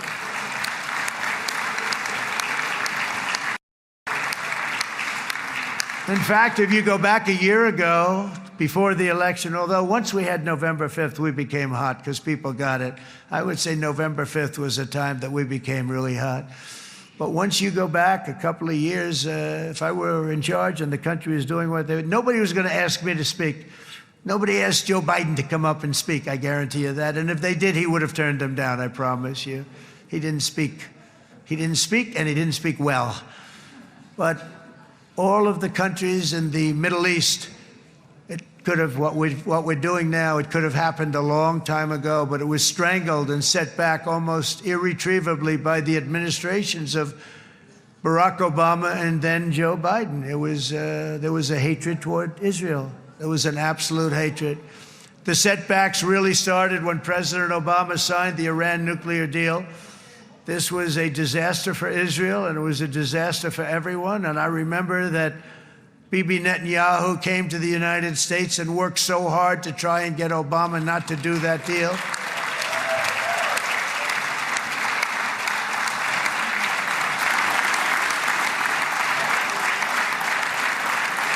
He worked so hard. But it was like talking to a wall. I remember him telling me it was like talking to a wall. They wanted to go with Iran. They chose Iran, frankly, over a lot of other good nations, but specifically Israel. And that was the beginning of a very bad period of time. You had Obama go out, and the Iran nuclear deal turned out to be a disaster. And by the way, I terminated the Iran nuclear deal, and I was very proud to do it.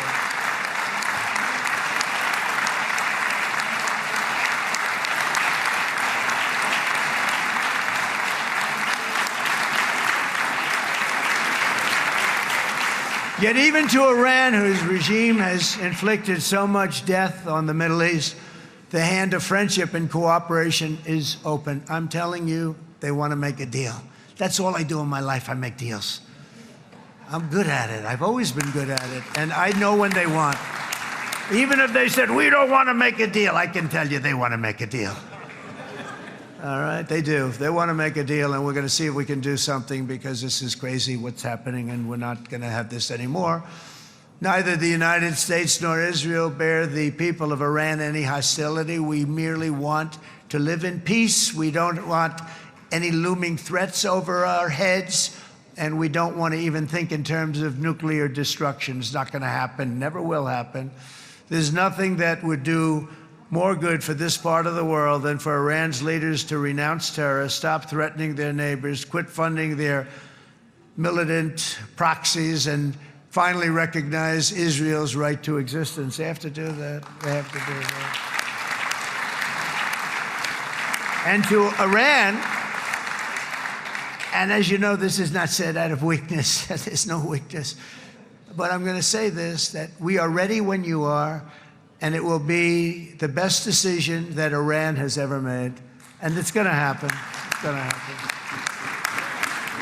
And they're good people. I know a lot of Iranians in the United States. They're good people, smart, hardworking people. They don't want to see what's happened to their country. The story of fierce Israeli resolve and triumph since October 7th should be proof to the entire world that those who seek to destroy this nation are doomed to bitter failure. The state of Israel is strong, and it will live and thrive forever.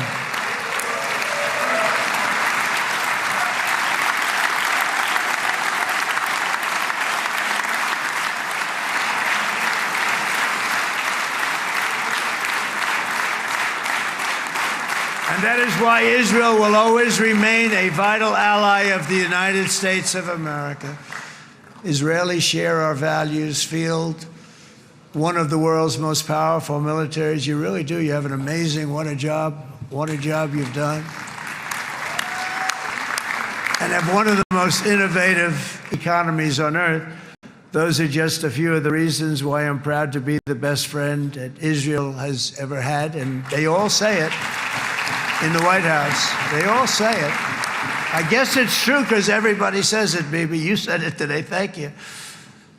But as president, I terminated the disastrous Iran nuclear deal, and ultimately I terminated Iran's nuclear program with things called B-2 bombers. It was swift, and it was accurate, and it was a military beauty. I authorized the spending of billions of dollars, which went to Israel's defense, as you know. And after years of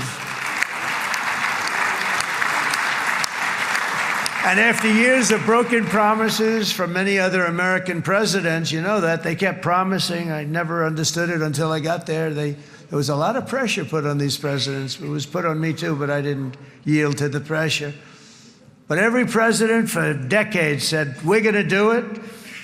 The difference is I kept my promise and officially recognized the capital of Israel and moved the American embassy to Jerusalem.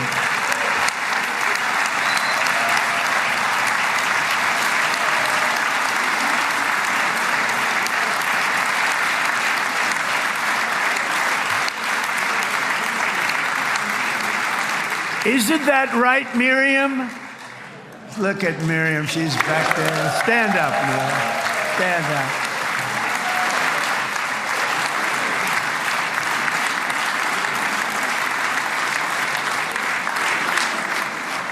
Miriam and Sheldon would come into the office. They'd call me. He'd call me. I think they had more trips to the White House than anybody else I can think of. Look at her sitting there so innocently. She's got $60 billion in the bank, $60 billion. And I think she's saying no more. And she loves Israel, but she loves it, and they would come in, and her husband was a very aggressive man, but I loved him. He was a very aggressive, very supportive of me. And he'd call up, can I come over and see you? I say, Sheldon, I'm the president of the United States. It doesn't work that way. He'd come in, we would do. But they were very responsible for so much, including getting me thinking about Golan Heights, which is probably one of the greatest things to ever happen to Israel.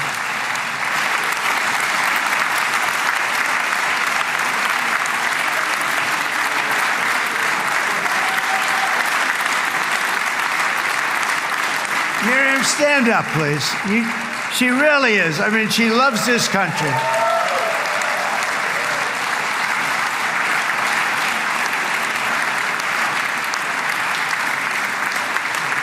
She loves this country. Her and her husband are so incredible. We miss him so dearly. But I actually asked her, I'm going to get her in trouble with this, but I actually asked her once, I said, so Miriam, I know you love Israel. What do you love more, the United States or Israel? She refused to answer. That might mean Israel, I must tell you. We love you. Thank you, darling, for being here. That's a great honor. Great honor. She's a wonderful woman. She is a great woman. I've always stood for the people of this community, and I always will. I'll always be with you. I'm always going to be with you. I guess maybe something could happen to change my mind. Somebody that's really stupid gets into office and wants to do really bad things, but that's about it. We don't think we're going to have that happen. I hope we're not going to have that happen. And this man is a good man right here. These two men are good men right here.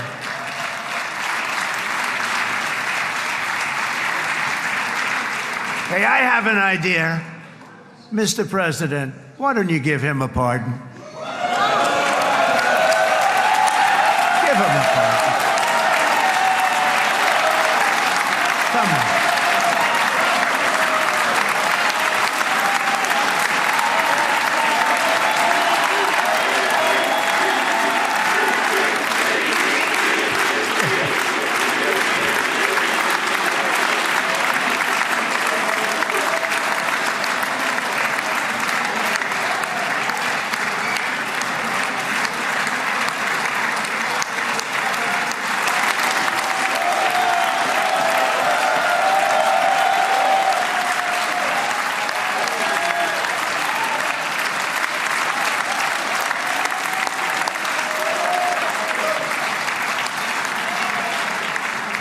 By the way, that was not in the speech, as you probably know.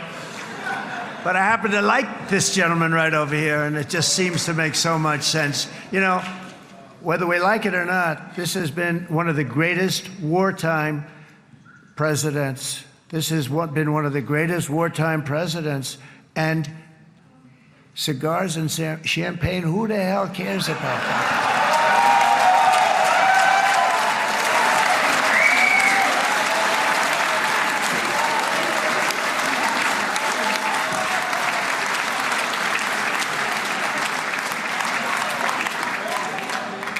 All right, enough controversy for the day, right?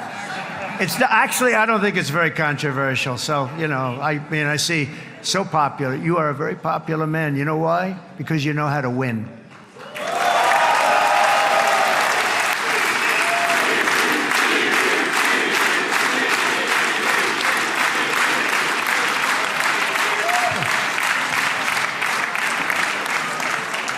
Over the past 2 years, I've met many of the families of the Israelis taken hostage and those that were taken hostage. Unbelievable. I've looked into their eyes. I've seen the worst nightmares of their suffering, but I've also seen something else, the beautiful love of the people, the love of people, frankly, that hold things together, the love that gives you the courage to carry on through thousands of years of persecution and repression and to emerge with the heart of David. It's the heart of David. It's that love that's defeated the enemies of civilization, built this incredible country and this unbelievable economy, and forged one of the great democracies of the world. That is why it's a true honor to stand here today and address this assembly in your ancient and eternal now capital, Jerusalem. I'm proud to have helped in that regard. This city and this nation stand as living proof that a much brighter future for this entire region is truly within our grasp. For thousands of years, Jerusalem has been a home to Christians, Jews, Muslims, and people of all ethnicities and creeds. This is the holy center of the world's three great Abrahamic faiths. I like that too. Adorned, it's the first time I've seen that word in a while. Adorned with their sacred sites and alive with their pilgrims and visitors from every corner of the globe. But here between the Western Wall, the Temple Mount, and the hill called Calvary, people of every faith and background live, work, pray, serve, and raise their families side by side, and they do it with love. This example is just one of the modern miracles that Israel has given to the world. And just in closing, the leaders in this chamber know better than anyone else the challenges of this harmony, and it's been easily won. No, it hasn't. It has not been. It's been so tough, but it has been, some say, a miracle. What you've done is a miracle. Look at your size. Look at your chances when it all started. And you know, if you think about it, you are safer today, stronger today, and more respected today than at any time in the history of Israel. Think of it. People used to say it wouldn't exist. They don't say that anymore, do they? Yet if safety, security, and coexistence can thrive here in the winding alleys and ancient paths of Jerusalem, then surely peace and respect can flourish among the nations of the broader Middle East. The God who once dwelled among his people in this city still calls us, in the words of Scripture, the turn from evil and do good, to seek peace and pursue it. So he still whispers truth into the hills and knolls and valleys of his magnificent creation, and he still writes hope into the hearts of his children all over the world. And that is why even after 3,000 years of pain and conflict, the people of Israel have never given up from the threats of Zionism, from all sorts of threats. You want the promise of Zion. You want the promise of success and hope and love and God. And the people of America have never lost faith in the promise of a great and blessed future for all of us. From the very first day that modern Israel was founded, we have stood together through thick and thin of setbacks, and through victory and defeat, through glory and heartache. We have built industries together. We have made discoveries together. We have confronted evil together, and we have waged war together. And perhaps, most beautifully of all, we have made peace together. And this week, against all odds, we have done the impossible and brought our hostages home.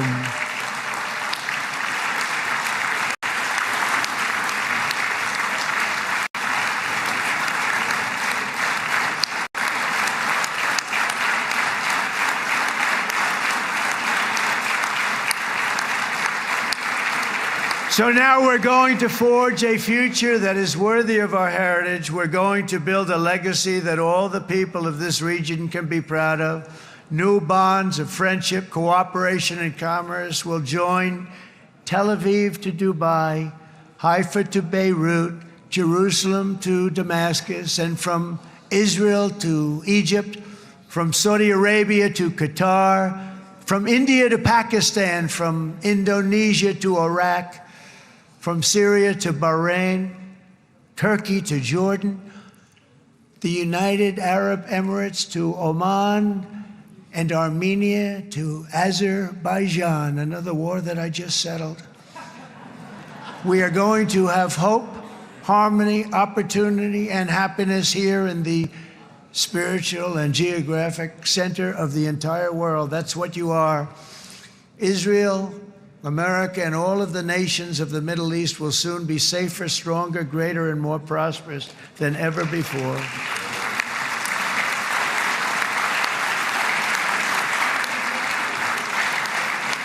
And I want to thank you all once again for this exceptional honor. This has been truly an honor. It's seldom that a president is invited to do this. And I love Israel. I'm with you all the way. You will be bigger, better, stronger, and more loving than ever before. Thank you very much. God bless you. God bless the United States of America. And God bless the Middle East. Thank you, everybody. Good luck. Thank you very much. Thank you.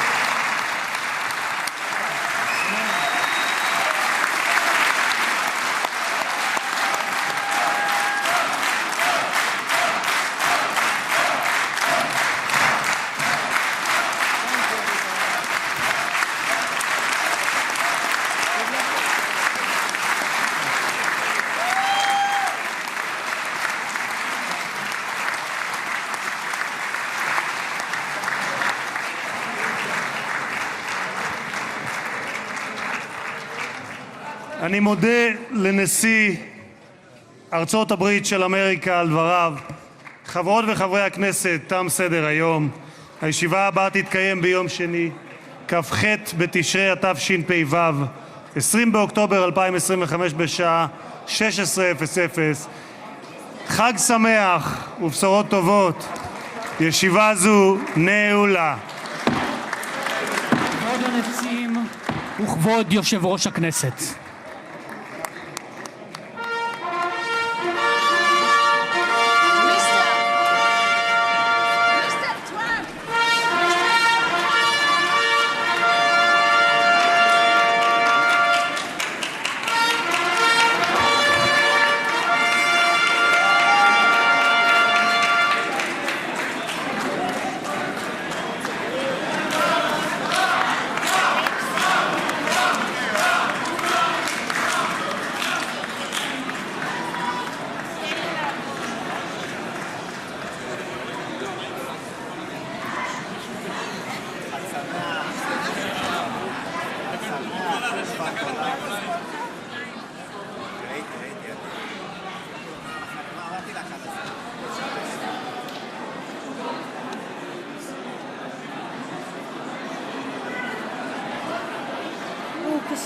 At last, to rest in this sacred soil for all of time.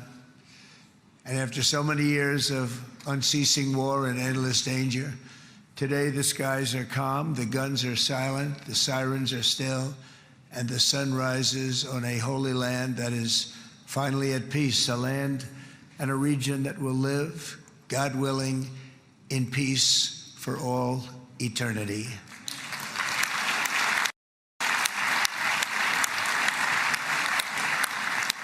This is not only the end of a war, this is the end of an age of terror and death and the beginning of the age of faith and hope and of God. It's the start of a grand concord and lasting harmony for Israel and all the nations of what will soon be a truly magnificent region. I believe that so strongly. This is the historic dawn of a new Middle East. I want to express my gratitude to a man of exceptional courage and patriotism whose partnership did so much to make this momentous day possible. You know who I'm talking about. There's only one, Prime Minister Benjamin Netanyahu. Bibi, please stand up.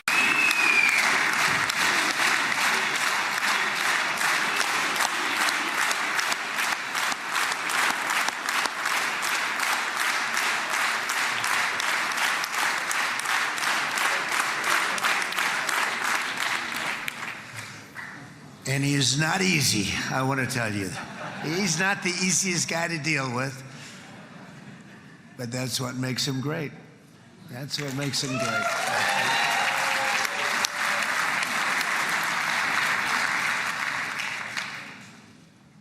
Thank you very much, baby. Great job.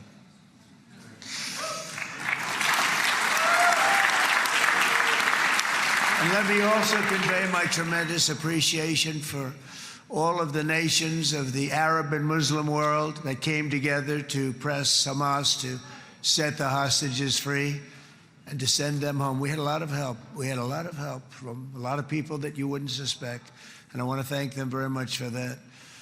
It's an incredible triumph for Israel and the world to have all of these nations working together as partners in peace. And it's pretty unusual for you to see that, but it happened in this case. This was a very unusual point in time, a brilliant point in time. Generations from now, this will be remembered as the moment that everything began to change and change very much for the better. Like the USA right now, it will be the golden age of Israel and the golden age of the Middle East. It's going to work together. I'd like to thank several great American patriots for their invaluable help in getting something done that almost everyone thought was absolutely impossible. We were wasting our time. So many people said, "You're just wasting your time." But we weren't, because we had talented people working with us, and we had people that loved your country and, frankly, people that loved the region. They loved the Middle East. I want to thank my friend Steve Witkoff.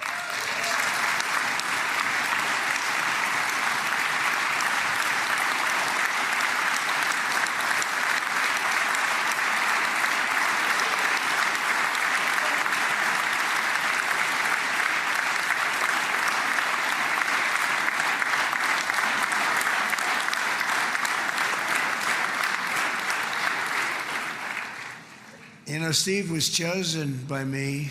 He never did this before, but I knew him as a few things. He was a great businessman, but I know a lot of great businessmen, to be honest with you. He had tremendous negotiating skills, but I know a lot of people that negotiate pretty well, although it is an art. But there are people that can negotiate pretty well. But most importantly with Steve, he's just a great guy. Everybody loved him. Everybody. I mean, I know some negotiators that are so good, but you wouldn't have had peace in the Middle East. You would be in World War III right now with some of these guys.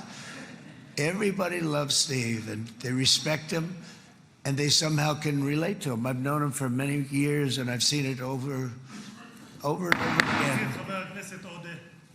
להוציא את חבר הכנסת עודה, להוציא אותו מהאולם, להוציא אותו מיד, החוצה, החוצה, החוצה. להוציא גם את חבר הכנסת כסיף, להוציא את חבר הכנסת כסיף מהאולם, להוציא אותו מיד.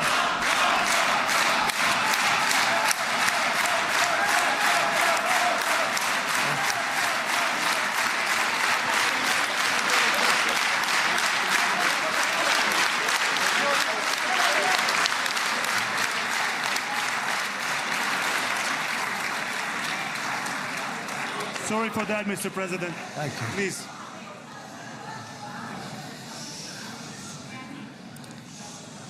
That was very efficient.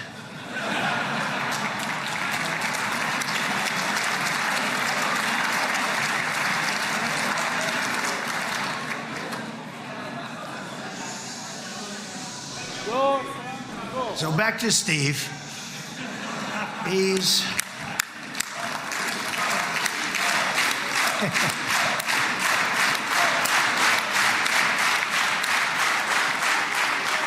I tell one story because he was so involved, and then we called in Jared. We need that brain on occasion. We got to get Jared in here. We got to get a certain group of people. But Steve started this all by himself. I call him Henry Kissinger, who doesn't leak, okay?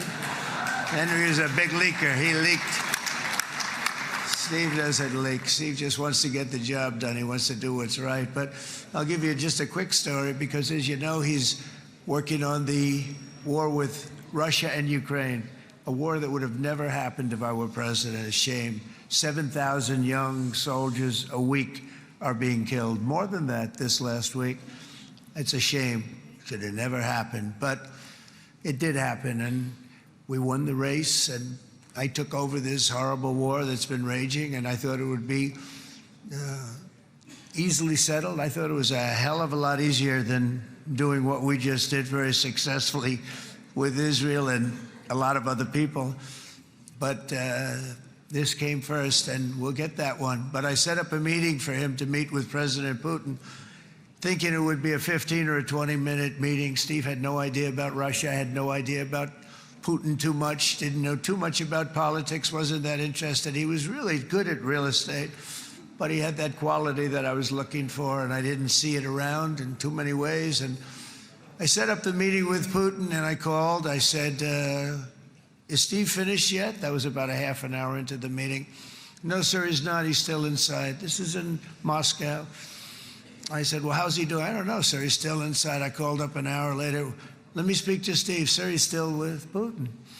He's with President Putin. I said, wow, it's a long meeting, 1 hour. I called up an hour later, he was still with Putin. 3 hours later, he was still with Putin. 4 hours later, he started to get the word that he was going to be coming out soon. And in 5 hours, he came out. I said, what the hell were you talking about for 5 hours?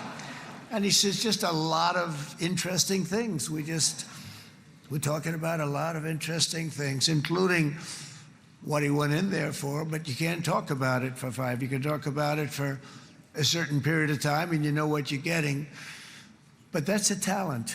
That's a talent, where you can do that. Most people I'd send in, number one, they wouldn't be accepted. Number two, if they were, the meeting would last 5 minutes, and that's what happens with Steve. Everybody loves him. They love him on this side. They love him on the other side. And he really is. He's a great negotiator because he's a great guy. So thank you very much, Steve, very much.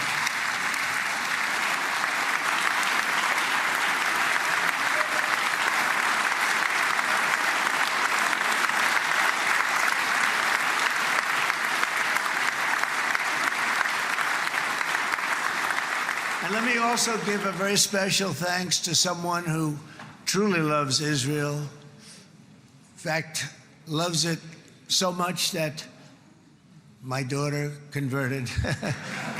My daughter converted. I didn't know this was going to happen. And Ivanka's here.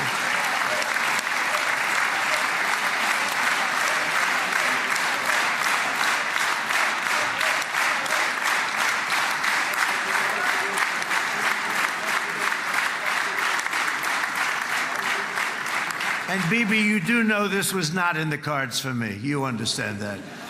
And she is so happy, and they are so happy. At least I think they're happy. If they're not, we have a big story, right?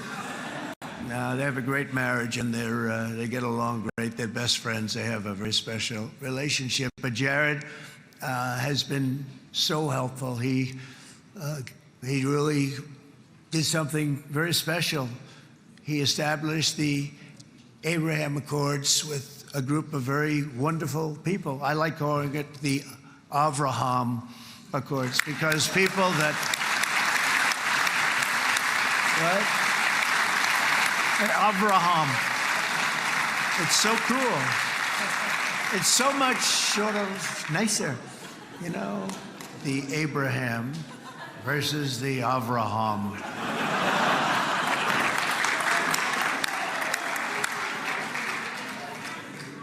I just don't want to sound too sanctimonious when I do it, so, you know, I sort of split it up. This way we keep everybody happy. But we have some very great talent, and they have no excuses for anything that's taken place, because we had some unbelievably good people working on this. And then you're going to add a man named Marco Rubio, who is also here. That's right.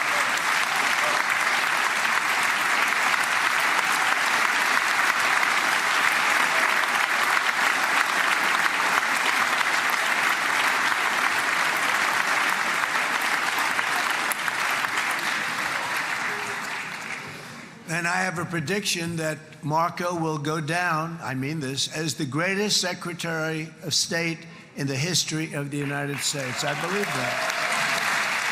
I believe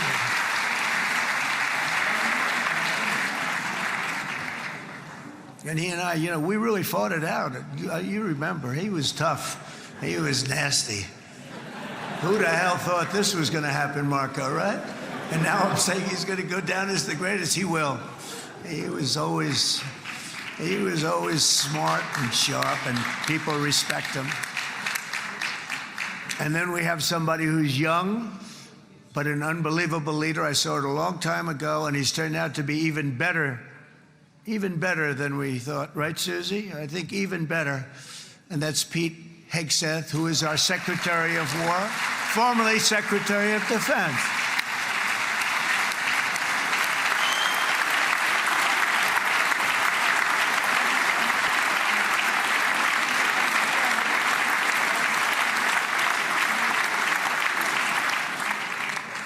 And as you know, we decisively won World War I. We decisively won World War II decisively.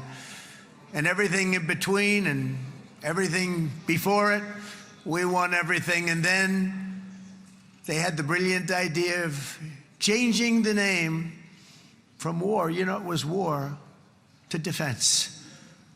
And with that went a certain thinking. And we fought in a very politically correct way after that. We always had the strongest military, and now we have a stronger military than we've ever had before. Because of my first term, I've totally rebuilt the military, every aspect of it. But we have, if you think, we settled 8 wars in 8 months. I'm now including this one, by the way, if that's okay. They may say, well, that was quick. Because yesterday I was saying 7, but now I can say 8. The hostages are back. The hostages are back.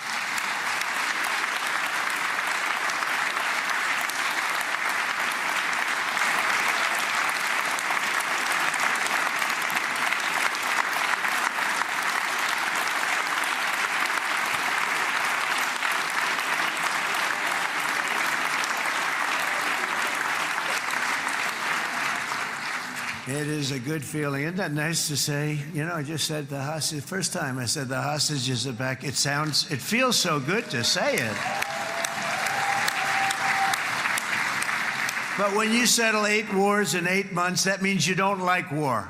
Everyone thought I was going to be brutal. In fact, I remember Hillary Clinton during a debate, she said, look at him, he's going to go to war with everybody. And actually, she said, he's got a personality that's all about war. No, and my personality actually is all about stopping wars. And it seems to work. It seems to work. But it also means this name change and our attitude that we're not going to go into a war. But if we do, we're going to win that war like nobody has ever won a war before. We will not be politically correct, but we're not going to be there. And I think, you know, as you mentioned, Bibi, before, peace through strength. And that's what it's all about. The United States has the greatest and most powerful military in the, right now, history of the world. I can tell you we have weapons that nobody's ever dreamt of. I only hope we never have to use them. I rebuilt the military. I was proud to do it, but some of the things I hated to do, I hated certain of the weapons because the level of power